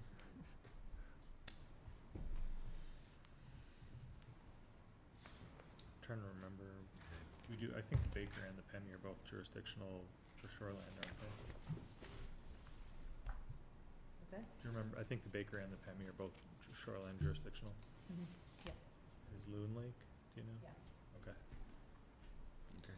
10 acres the greater, I believe. I don't even know how big it is. I think it's Probably. bigger than 10 acres. I think it is. There's a list, but All right. anyway. You said you have 16 for your next page? Yeah, Okay. so I've got some I've got it from 14. Anybody? Okay. Bingo. So- a text about gravel should come So from. page 14, pedestrian and bicycle access and safety. Oh, yeah. Parking lots shall be designed to allow pedestrians to safely move from their vehicles to the building via pedestrian aisles and/or sidewalks. So I'm like at Market Basket. Right, I'm expecting them to have a pedestrian aisle to get me safely to the front door. interesting. That'd be nice, but it'd be a lot of extra space. So is it, I mean, typically if you have head-in parking, is there like a straight line down the middle that you can walk? I mean, I'm just reading what's written here, so. Oh, interesting. Oh, this is, This is- I this didn't is- even read what's there. Yeah. Interesting. I wasn't saying we should add that, I'm just saying, like, Wow. we don't have this anywhere, and I'm just like, Right. I mean, unless you're like parking next to a sidewalk or something. That would be nice. Do we want to keep that? There's one parking spot at Hannaford where you can park next to the curb and walk in. That's right. But the curb cut, It's my favorite spot. The curb cut kicks you off, or the ramp down kicks you off before you get to the end of the sidewalk anyway, so if you've got a cart, you gotta go around. True, Mhm. true. Maybe, would we say just, put a period at building, at the end of building? Yeah. Parking lot shall be designed to allow pedestrians to safely move from their vehicles to the building. I mean, that seems kind of obvious, but leaving it preferably by, or something like that. Yeah, it would be great if we could include the whole thing, But it just seemed like odd language, like, given what we have in our town. It does seem wonderful in some ways, I but. think of it every time I walk through a big parking lot. Mhm. It'd be Yeah. nice if there was just a section I could walk through. And some parking lots provide sort of a strip in between, like, parking, that people often don't use, but then, or it gets filled with snow or something, but how about we just say preferably via pedestrian aisles? Does that make sense? Sure. That's great. At least, or have some areas where they have that or something. Okay. Parking spaces shall be located on the side of or behind buildings where possible. Another wonderful ideal. And again, I would point to the same businesses on Tenny Mountain Highway and say, like, we're not doing that and we probably don't want to do that. And, or at least there'd be a whole lot of pushback. What does where possible mean there? Like, it's not possible in a Walmart or, like, Market Basket? So we talked about this several years ago when we did a It's in the Tenny Mountain Highway. Tenny Mountain Highway. Mhm. See, she Were knows. you on the board then, Phil? Okay, so this was before, I think everyone else was on the board. And we talked a lot about the aesthetics of parking lot that's on the side versus on the back and how much nicer it looks. So I'd be all for having that in here, just, Okay. I think it is aspirational. I mean, I do like it, but Yeah. like, again, it's like one of the things that it just bumps up against reality right Yeah. now. It is where possible, so if they can make a case that Okay. they can't do it, I guess. I mean, a developer could tell you the corporate design is to have it in the front, Right.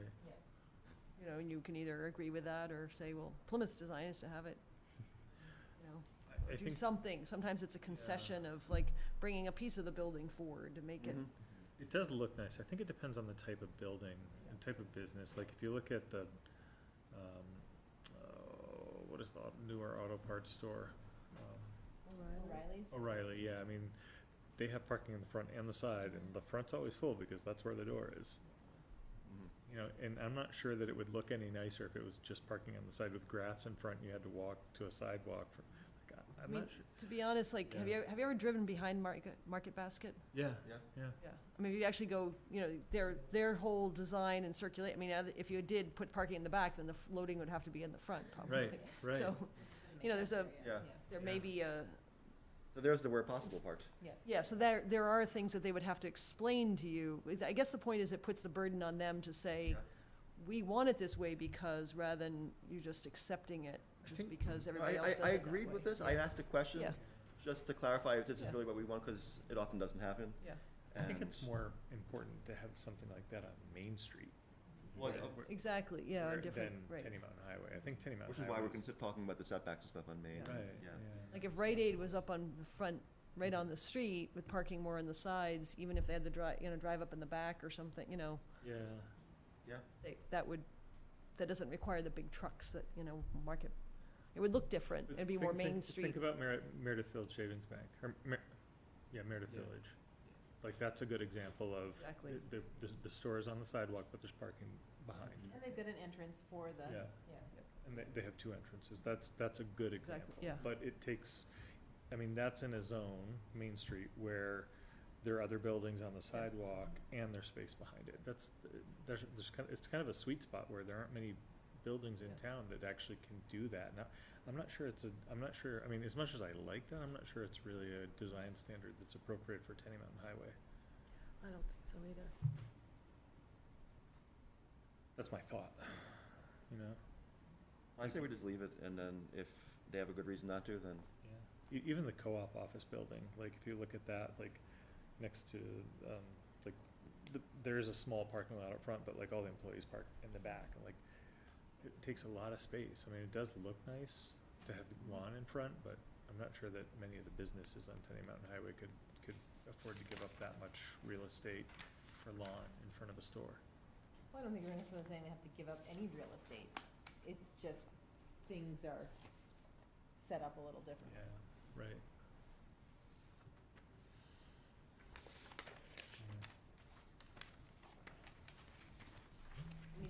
guess I would say, think how different Penny Mountain Highway would look if that was what we were holding people to, starting 20 or 30 years ago, it might be a very different place Yeah. out there. Right. In some of the things, it's like, okay, is it too late for Penny Mountain Highway? Maybe, but it's also, you know, we can't start 20 years ago, we didn't start 20 years ago. It's the same thing with like the sidewalks, like getting people, you know, developers to put in sidewalks with the idea that someday maybe there'll be sidewalks along Penny Mountain Highway, so. Right.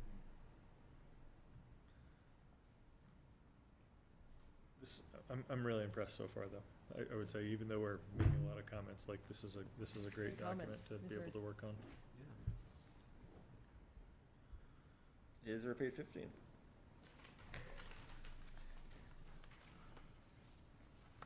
Bingo 116? Yes, so on the, Can we touch on EV charging? yeah, Oh, while we're still on 15? okay, 15.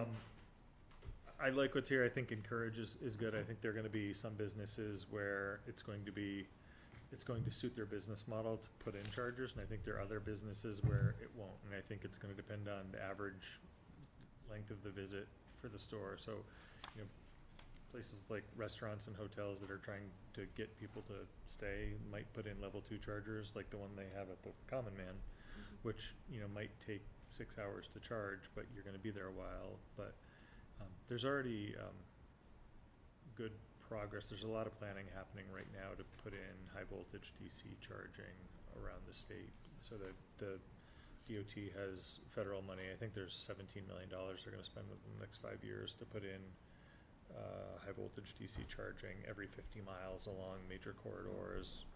So that's good progress, and I think that's going to be the major thing that helps people get from point to point long trips. But there may be need, you know, at hospitality facilities like hotels and restaurants, and I think it's good to have it there, but I'm not sure it makes sense to require them at O'Reilly Auto Parts or we had this, maybe we Walmart. had similar conversation last meeting, Yeah. just to. I did see the notes, but just- yeah. tone down Anyway, numbers so we all right, can- I don't need to go any further.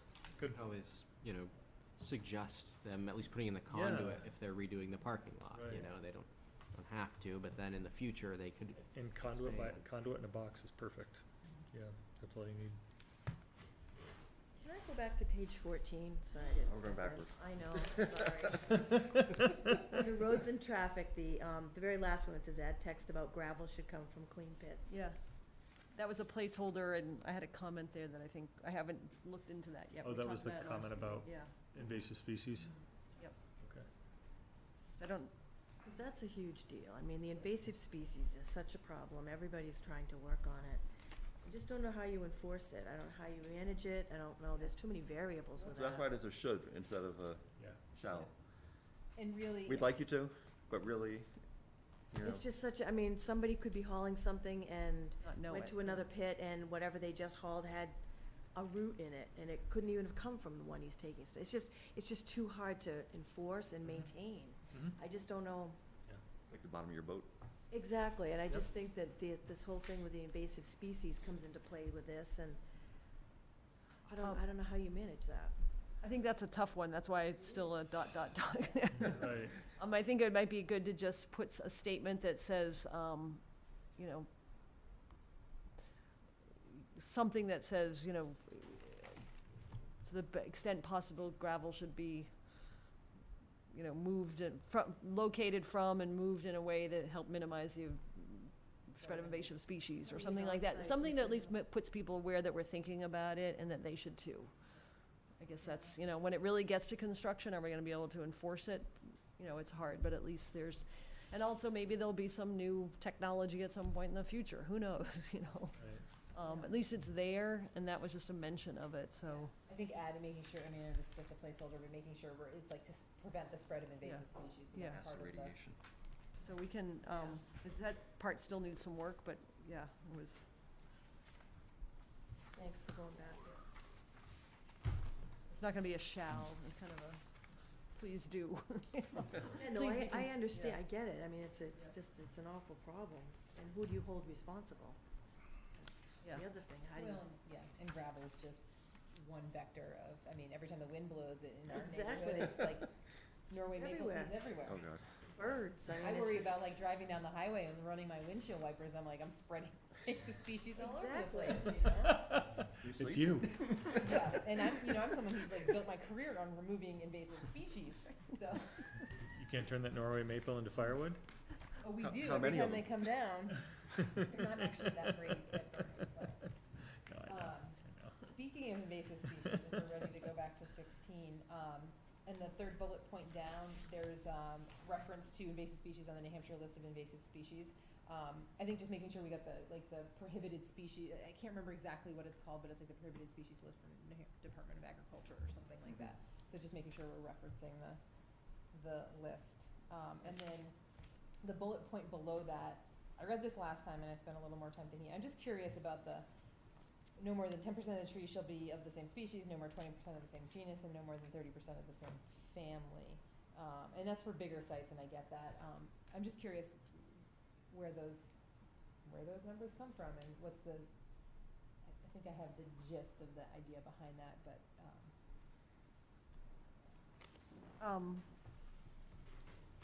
We did a lot of this by looking at variety of levels of standards from a variety of other communities. We looked at state model ordinances, the DES innovative land use control guidelines, lots of different places. I mean, and multiple sources for every one of these, especially in the design guidelines.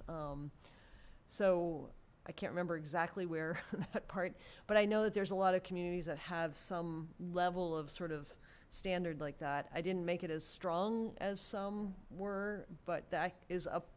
I did show you that before, 'cause that is a bigger change for the community.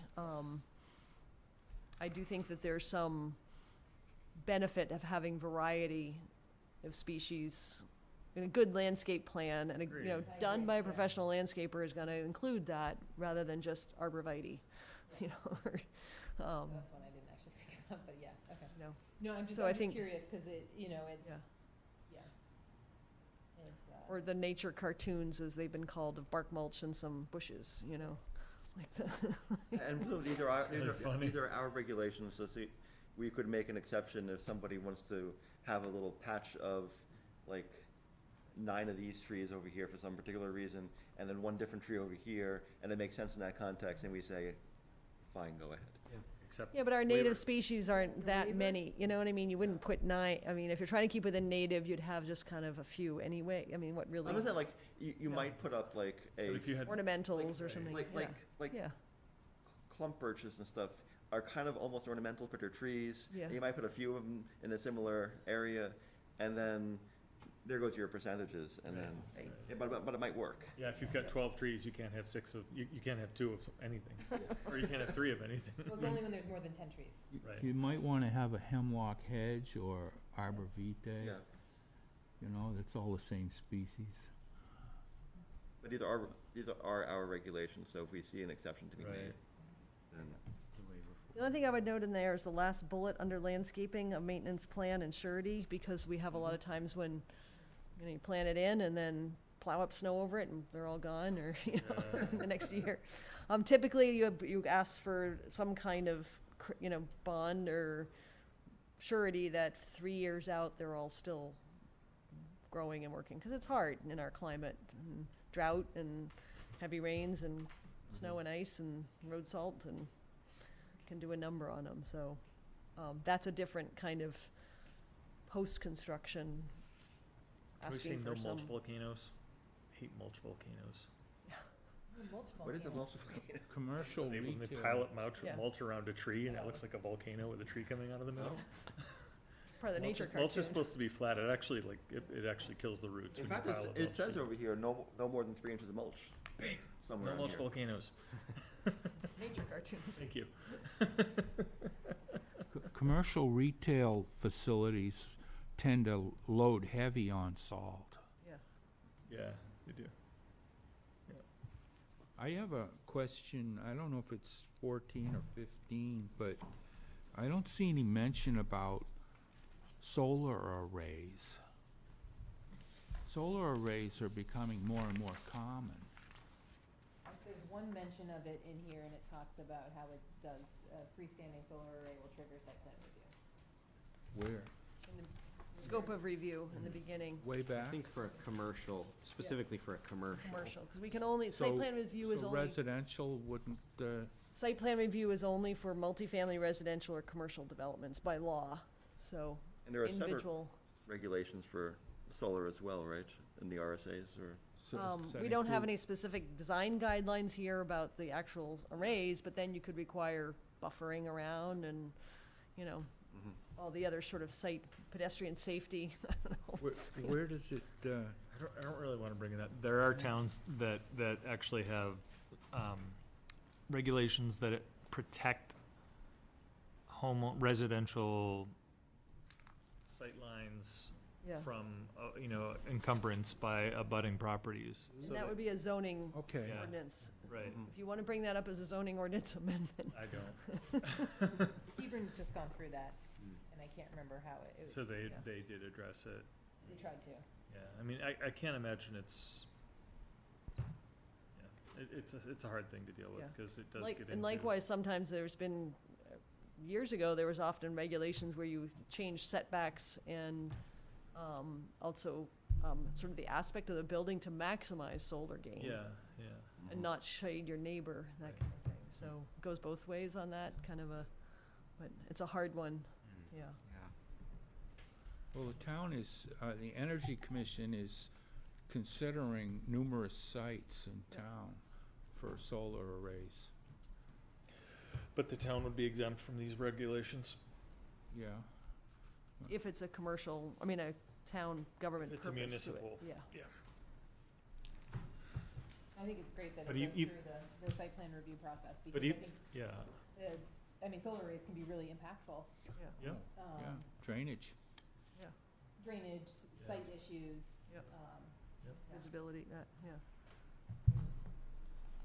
Yeah, I mean, I could see, if there were an existing business that wanted to put up a PV array and it triggered a site plan review, like, I don't see that as a bad thing, like, Yeah. not the end of the world. I think what, some towns are concerned about, I think this was true in I can't speak for Hebron, but what some towns are concerned about is the visual impact, the impact to, rural life and, Mhm. array after array were built on open space, so, Mhm. the loss of agricultural land, things Yeah. like that. Driving up 89 through Vermont and seeing all the farm fields that have been covered by PV arrays. I know, isn't that? It's disturbing, like. Somebody did a study that Agricultural land lost, I just right? can't.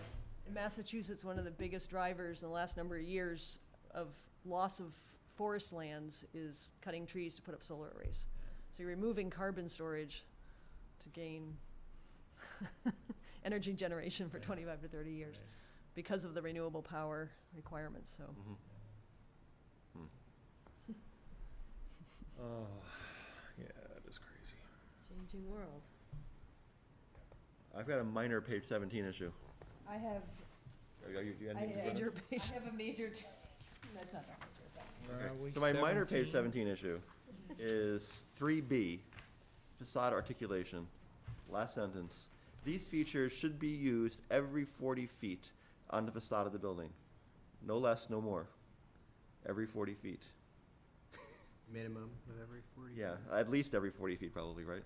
Yeah. So it's a pretty minor issue, but Yeah, no, just good. in case anybody feels locked Where into is 40 that? feet. On 3B. Yeah, so we could 3B? be At every least, 30 or feet something, or yeah. every 10 feet if you want a really jagged building. So my issue on page 17 is everything in section, that's I'm phrasing that poorly. It's everything in section 3. No, it's more just thinking about what scale we're talking about here. And again, this is keeping being mindful of those small people, smaller businesses that come to present their case, and they're putting a garage, like a home-based, not a home-based business, but something that's going to trigger site plan review. And do they need to have 3 colors? And then when I read something like the whole massing thing, I don't even understand what that. I mean, I read, I'm like, okay, I think I understand that, but it is. I'm just, Yeah. there's a lot of confusing words in there that I just want to make sure that we have a way of, not discouraging small businesses by just, I think some of those maybe could be applied 10,000 square feet and up or something like that, Yeah. like the massing and facade articulation and roofs and exposed structural I think members. it's saying like, if you're gonna build a big building, don't just hire an engineering firm who's gonna build a square box and like call it done. Yeah, and so I get that, so, I think maybe it's a square footage and or a certain building length, Well, some of the lengths are in here for some of the Yeah. requirements, right. like 60 feet, 40 feet. And another thing, that is to be considered is if there's something very inventive or creative that someone wants to do, I don't think the board necessarily should read these as, if someone wants to, what is it? The purpose of this section, da-da-da-da-da, goal is not to restrict imagination, innovation, or variety. I think, also looking at if there's something super creative that involves no parapets, then that's, the board could certainly look at that differently. I would think, though, that it's a good point that maybe not everything for every, I think a lot of these maybe apply more to Walmart or Market Basket or. And I think it's really important, Mhm. because I think that's gonna get more, a better aesthetic for us, but, yeah, so, I think why don't we take another harder look at that, look at shalls and shoulds? Mm-hmm, yeah. I think that would be a good way to, Yeah. mm-hmm. rather The than, larger building, the larger yeah, rather than scale going, is that okay to rather than, Yeah. No, that's great, and You I think can- that gives us, yeah. something that will give us, if we do see a big yeah, box Yeah. as a development, then we can go back through here and say, okay, this is the kind of building we wanna see, Yeah. proper massing Yeah. and 3 colors, and, I think. and also the idea that says, sorry, avoiding Circulation. monotony and appearance, Yeah. that, so we can make that more descriptive in general rather than shall, is that? If you drive down 93, just north of Tilton, you can see the J.Jill building. That's huge. It's a huge warehouse. Like, that's a good example to think of. Like, Yeah. but I think they have articulation. Like, I think they have vertical features. Like, but not just corrugated metal vertically. it might be. I forget. But like, that's a huge. Like, and we're close enough to the highway that we might be a candidate for a distribution center someday that might just want to be a big warehouse. And that is a possibility of, in the range of future retail and shipping, we might be in a good location. So. Server farm. I think specifically, I don't know if these are the kind of the ones you Bitcoin had in mind, the facade articulation, the Yeah. roof variation, and the massing, maybe have under their own, add another .4, a new .4 that's for buildings over 10,000 square feet. Because I think, even if someone wants to build, I think exterior materials, quality, long-lasting materials, even if it is a, 500 square foot thing, maybe you don't want them to, or maybe you do want them to be able to use like corrugated metal. I mean, it's one of those where you could always waive them as well, I suppose. Right. And it might be, we might want to think about it more like 50,000 square feet. I mean, 10,000 square feet isn't really that big when you're looking at retail. Yeah, I'm just thinking of like a Rite Aid or Yeah. something, Yeah, maybe. right. Rite Aid, CVS's, those are about 12,000 square feet, so. Yeah. But, I mean, most stores that are Size gonna be that size are gonna be, they're gonna have corporate appearance standards, like, But you can't assume that. no, true, I mean, somebody could put up, I wouldn't assume that. You put it in here. If they already have it, then that's great. I'm If just they thinking, don't, then actually, at Roma Joe's, I'm trying to remember what they, Yeah, they have a good roof line, even Yeah. though it's only probably, 700 20 square feet feet wide. or It's got something. good Yeah. roof line variation. different materials and window, multiple yeah, colors. 3 colors, they have high-quality materials. pass-through window. It's actually a great example of that, all of these standards. I pretty Yeah, have, much. I on have that, tested their right. walk-up window, it worked. Yeah. I'm just thinking, someone trying to comply with this. I don't know if I remember, like back in the 1980s or 90s, there was this chain of stores that deconstructed their facades and did like various layers so you could like walk through. Anybody remember these? No. I did it with a chain. There were a lot of them in Florida for a while, and they were kind of strange. Like you'd like walk I've into been like the Florida. layers of facades. Huh. They were just pulled apart. You wanna write that in? Invent. I could see someone like reading this and saying like, I'm going to comply with this. And that sounds imaginative and inventive to me. Yeah, fits. Very postmodern. Imagination and innovation and variety. There you Right. go. That's that. Yeah, that's great, I like it. Right, well, we'll work on that a little bit more and kind of give it as a guide, not a shall. Does that sound good? Are there any that we do want as a shall out of that, maybe, or? You know, I actually, the spirit of this is a shall. Yeah. It's not really negotiable. 3 is a shell. So yeah, I mean, there's a lot of this I would personally want to see as a shall, with some exceptions for smaller businesses or, but yeah, I mean, I don't know offhand which. Yeah, but I like the size, size of the building. And I think 10,000 square feet, if that's like Rite Aid size, like, Yeah. that makes sense to me. But again, It's- Aroma Joe's works. Right. But if someone wants to put up this like timber frame cottage that's all one color on the outside, that's just. But frankly, I could see smaller than 10,000 square feet on Main.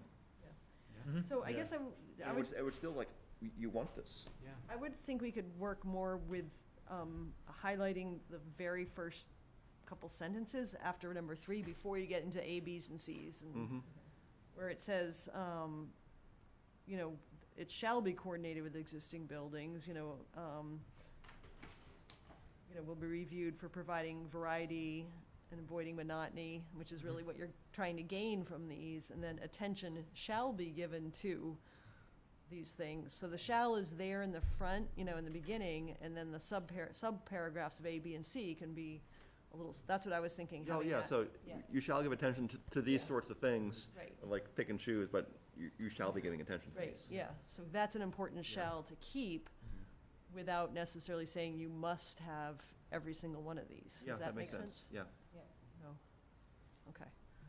And I think a good, when I was looking at these, like just walking down Main Street and sort of picking out each building and thinking about, a lot of Main Street would fit all these criteria, and it's kind of, sensitive to that, I suppose, as well. Yeah.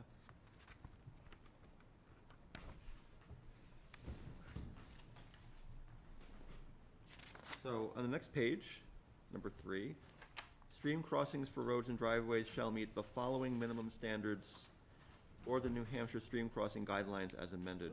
Which ones? Shall meet the New Hampshire stream crossing guidelines. Okay, so the following minimum standards gone, okay. And we also have a design storm happening. 5A. 3 lines down. 3, 5? 5A, 3 lines down. A 25-year design storm.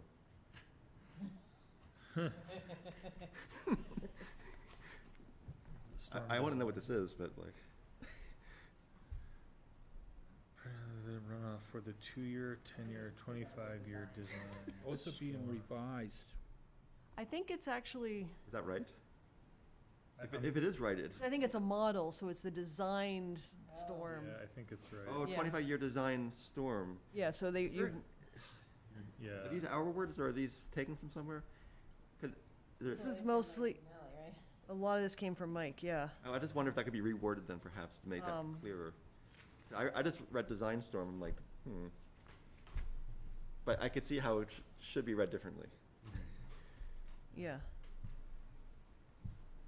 It's a modeled storm, I suppose. Yeah, we can, Neil, did you just say they're recalculating those? Yeah, Redefining them? yeah. Good, It's changing. Yeah. they should. Because my tendency as a planning official is like, we should be looking at the 100-year storm, not the 50-year storm. Well, that was my next comment here. If they're like, being redefined, that makes me feel better. yeah. Getting 100-year storms every 3 years. Yeah, we had 3 within Yeah. 15 months. Yeah. Yeah. At one point, 18 months, yeah. So a several sentence, or another sentence, maybe it's the same sentence. A few lines down, it does just say 2-year, 25-year, and 50-year storm. So they need to analyze for even the 50-year storm. Yeah. But not And increase then further discharge. down, it says 100-year design storm runoff rates. Oh, yeah. Yeah. Oh, interesting. Will all be 25-year storm model or something instead of design storm? I think that's kind of standard But engineering it speak. is, Is it? it's called a really do. design store, that's Yeah. the program. 25-year Yeah. design storm. Yeah. It's not a Design real goes, storm. design goes with year, not Hypothetical storm. storm. No, I get that now. I just, and I guess an engineer who's reading through these will get that. Yeah. Other people might not. Mhm. Yeah. It's So, Curious about whatever. The hard part of that, like, it's really kind of interesting to look at that though, because like you plot like intensity of storms over time, and you basically look at like, all right, where's like drop a line, and where do you get, one hitting every 100 years? Where do you get one hitting every 50 years? It is kind of cool how they define the magnitude of those storms. So the thing to It's point out in changing. that is, so that the beginning part is that the peak runoff rate is at the 2, 10, and 25-year design storm, Mhm. where the volume is 50-year Mhm. and 100-year. Mm. I kind of I have to really read that closely to get that myself, like rate versus volume are different, Yeah. so. Well, I think they're updating the stormwater manual. So, So we can leave these numbers, and those storm rates are gonna go up. It's a gel, Yeah. Yeah, that's not for us to define, we Yeah. can keep these Which makes sense. The stormwater manual is referenced several times indifferently, which is, Mm. okay. Yep, good point. and it says hydrologic soil group, so June, I might have to amend my thesis in our paper, because I think I was using soil hydrologic group. I just looked it up and it seems to be correct, so. Wait, Hydrologic soil group. And that, I think that seems to be correct, based on what I just read on. Moderately well drained, excessively drained. yeah, I just was abbreviating it SHG. Poorly you drained, know, in a very published poorly paper, but drained. that's Mhm. okay.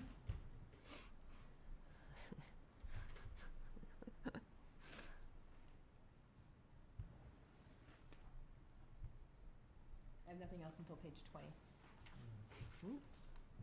Anyone? What page are we on now? 19, I guess? 19? So the in bold there, the long-term stormwater management inspection maintenance plan, is that in bold because it's a new thing we're adding in there, and or you want us to look at it, or I think that's just a mistake. okay, never mind. Good way to get our attention though. Seeing if you're really reading it. Getting towards the end. 20. So number 10, the applicant is responsible for having a qualified person conducting weekly inspections. Like, do we need to define like what a qualified person is? Or, No, because it can be an employee of the Yeah. general contractor, as long as somebody's making notes to Yeah. verify that they're still there. okay, all right, I mean, that's fine, I just, yeah. I mean, to say an engineer, they may not employ somebody, but a good site contractor could have That would be, as much. No, that's normal, that's standard, like, It is that's, very standard. my coworker was doing that when the co-op was building the solar array out in Molten Borough. He had to go out within 24 hours after every storm to make sure the stormwater management was Yeah. still in place, all that stuff. But it can be anybody, the International Erosion Control Association. as long as somebody is there and they're making notes, yes. Has certification levels for inspectors. I used to work for an engineering company because I'm a certified professional in erosion and sediment control. So you could be you're a qualified person. Yeah. Yeah. Yeah, I've But done a that's lot kinda of interstate overkill. highway bridges Right. and projects and, Okay. but they have lower certification levels too. Okay. No, it sounds like it makes sense to leave it open-ended, like where it is. Mhm. Okay. That's it for me. Would not be me. Right. I am not a qualified person either. But it could be that, you know, the job site supervisor who works for the GC is responsible for doing that, and he might have to go out on a Sunday morning if it rains on Saturday at noon. That's the kind of thing that, as long as somebody's there to verify that they're still there, they're still standing, they haven't been overtopped, like, it's not huge, and it's just, Well, there's specific things too on your SWIP plan that you Yeah. have to look for and you Right. have to make note of and you have to document. Yep. And there's forms, so you can do it on certain jobs. There's some jobs they won't let just anybody, but it's all, what you've got is The EPA has reduced it from 1/2 inch to 1/4 of an inch. maybe that's something to ask the engineer, Mike, about. Yeah, So the EPA requires it after 1/4 of an inch of rain now? right. Interesting.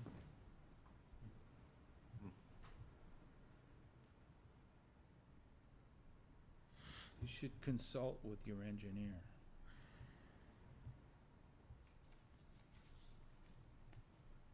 Okay. What else on the? Are there any further comments? I do. The only thing I would add is we went through like all this stuff and trying to do track changes for the original, it just got so messy.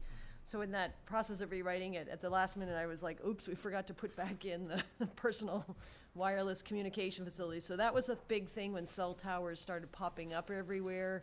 So it's kind of super detailed, and so I didn't go through a big read of it. There might be some areas where we can sort of say, well, that's already covered in the other part, now that we have better. So I want to go back and look at that. So it's just kind of stuck there on the end to remind.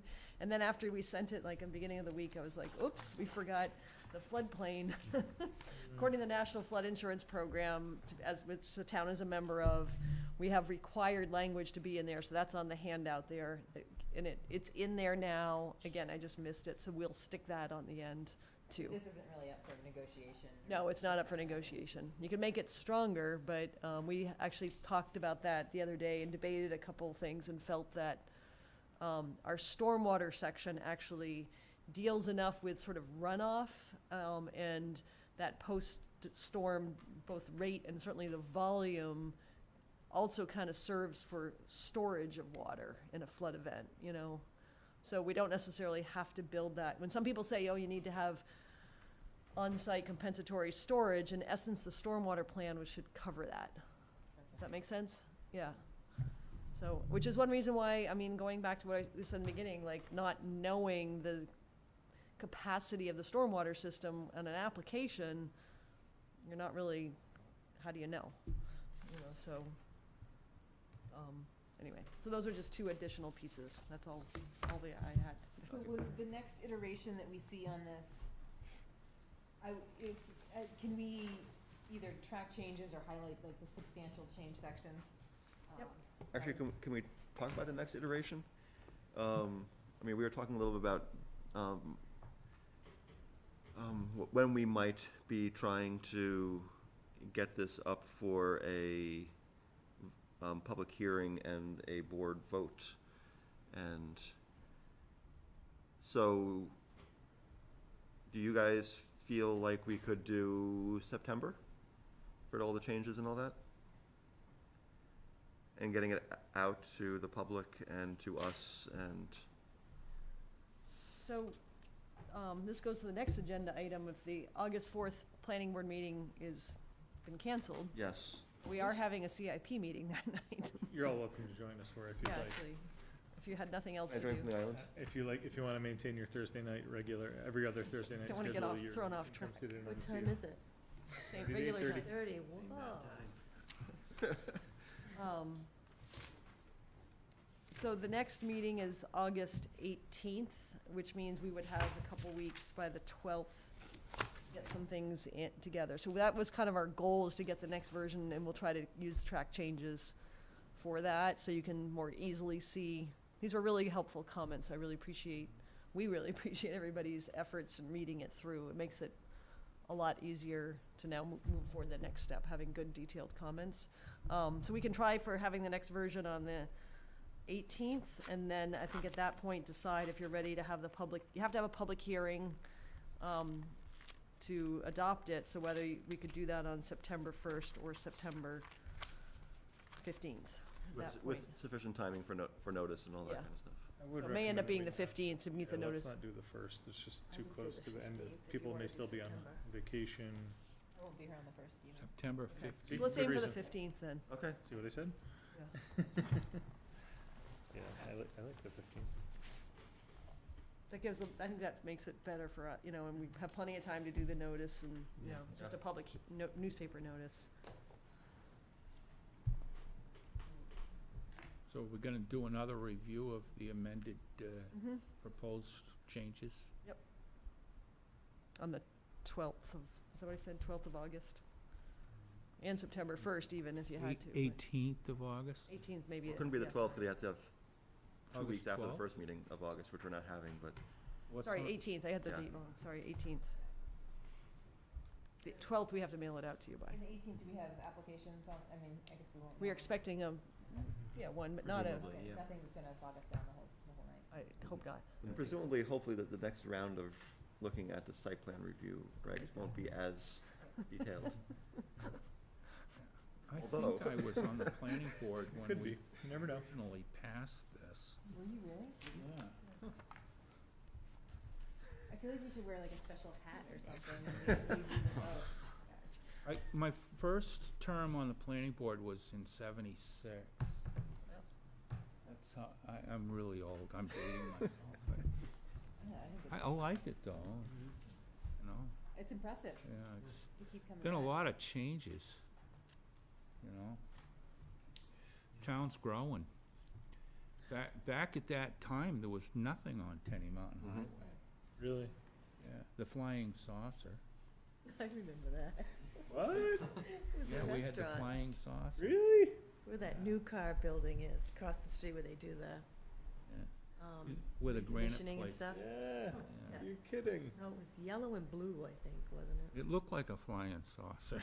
It's very fun to see a picture. And wasn't there an old photo mat in like the Hannaford parking lot or something? Remember those? Could be, I don't Private know. somebody- There was a gas station right in the middle of the parking Yeah. lot. Hmm. Top Gas. Yeah. Remember the old photo mat things where you Yeah. drop off your You film? drive up My to it. mom used to and work in one of those. It was a little cubicle thing. Trying to think of the facade and the mass and the Yeah. articulation. It would, I've seen those ones that look like a camera, that would definitely. Even on a tiny little building, yeah. So the site plan review regulations, according to our current ones, say they was originally adopted September 26, 1985, so it would be September, however many years. Oh, yeah. All right. Is there unfinished business or other business for members of the board and planning staff?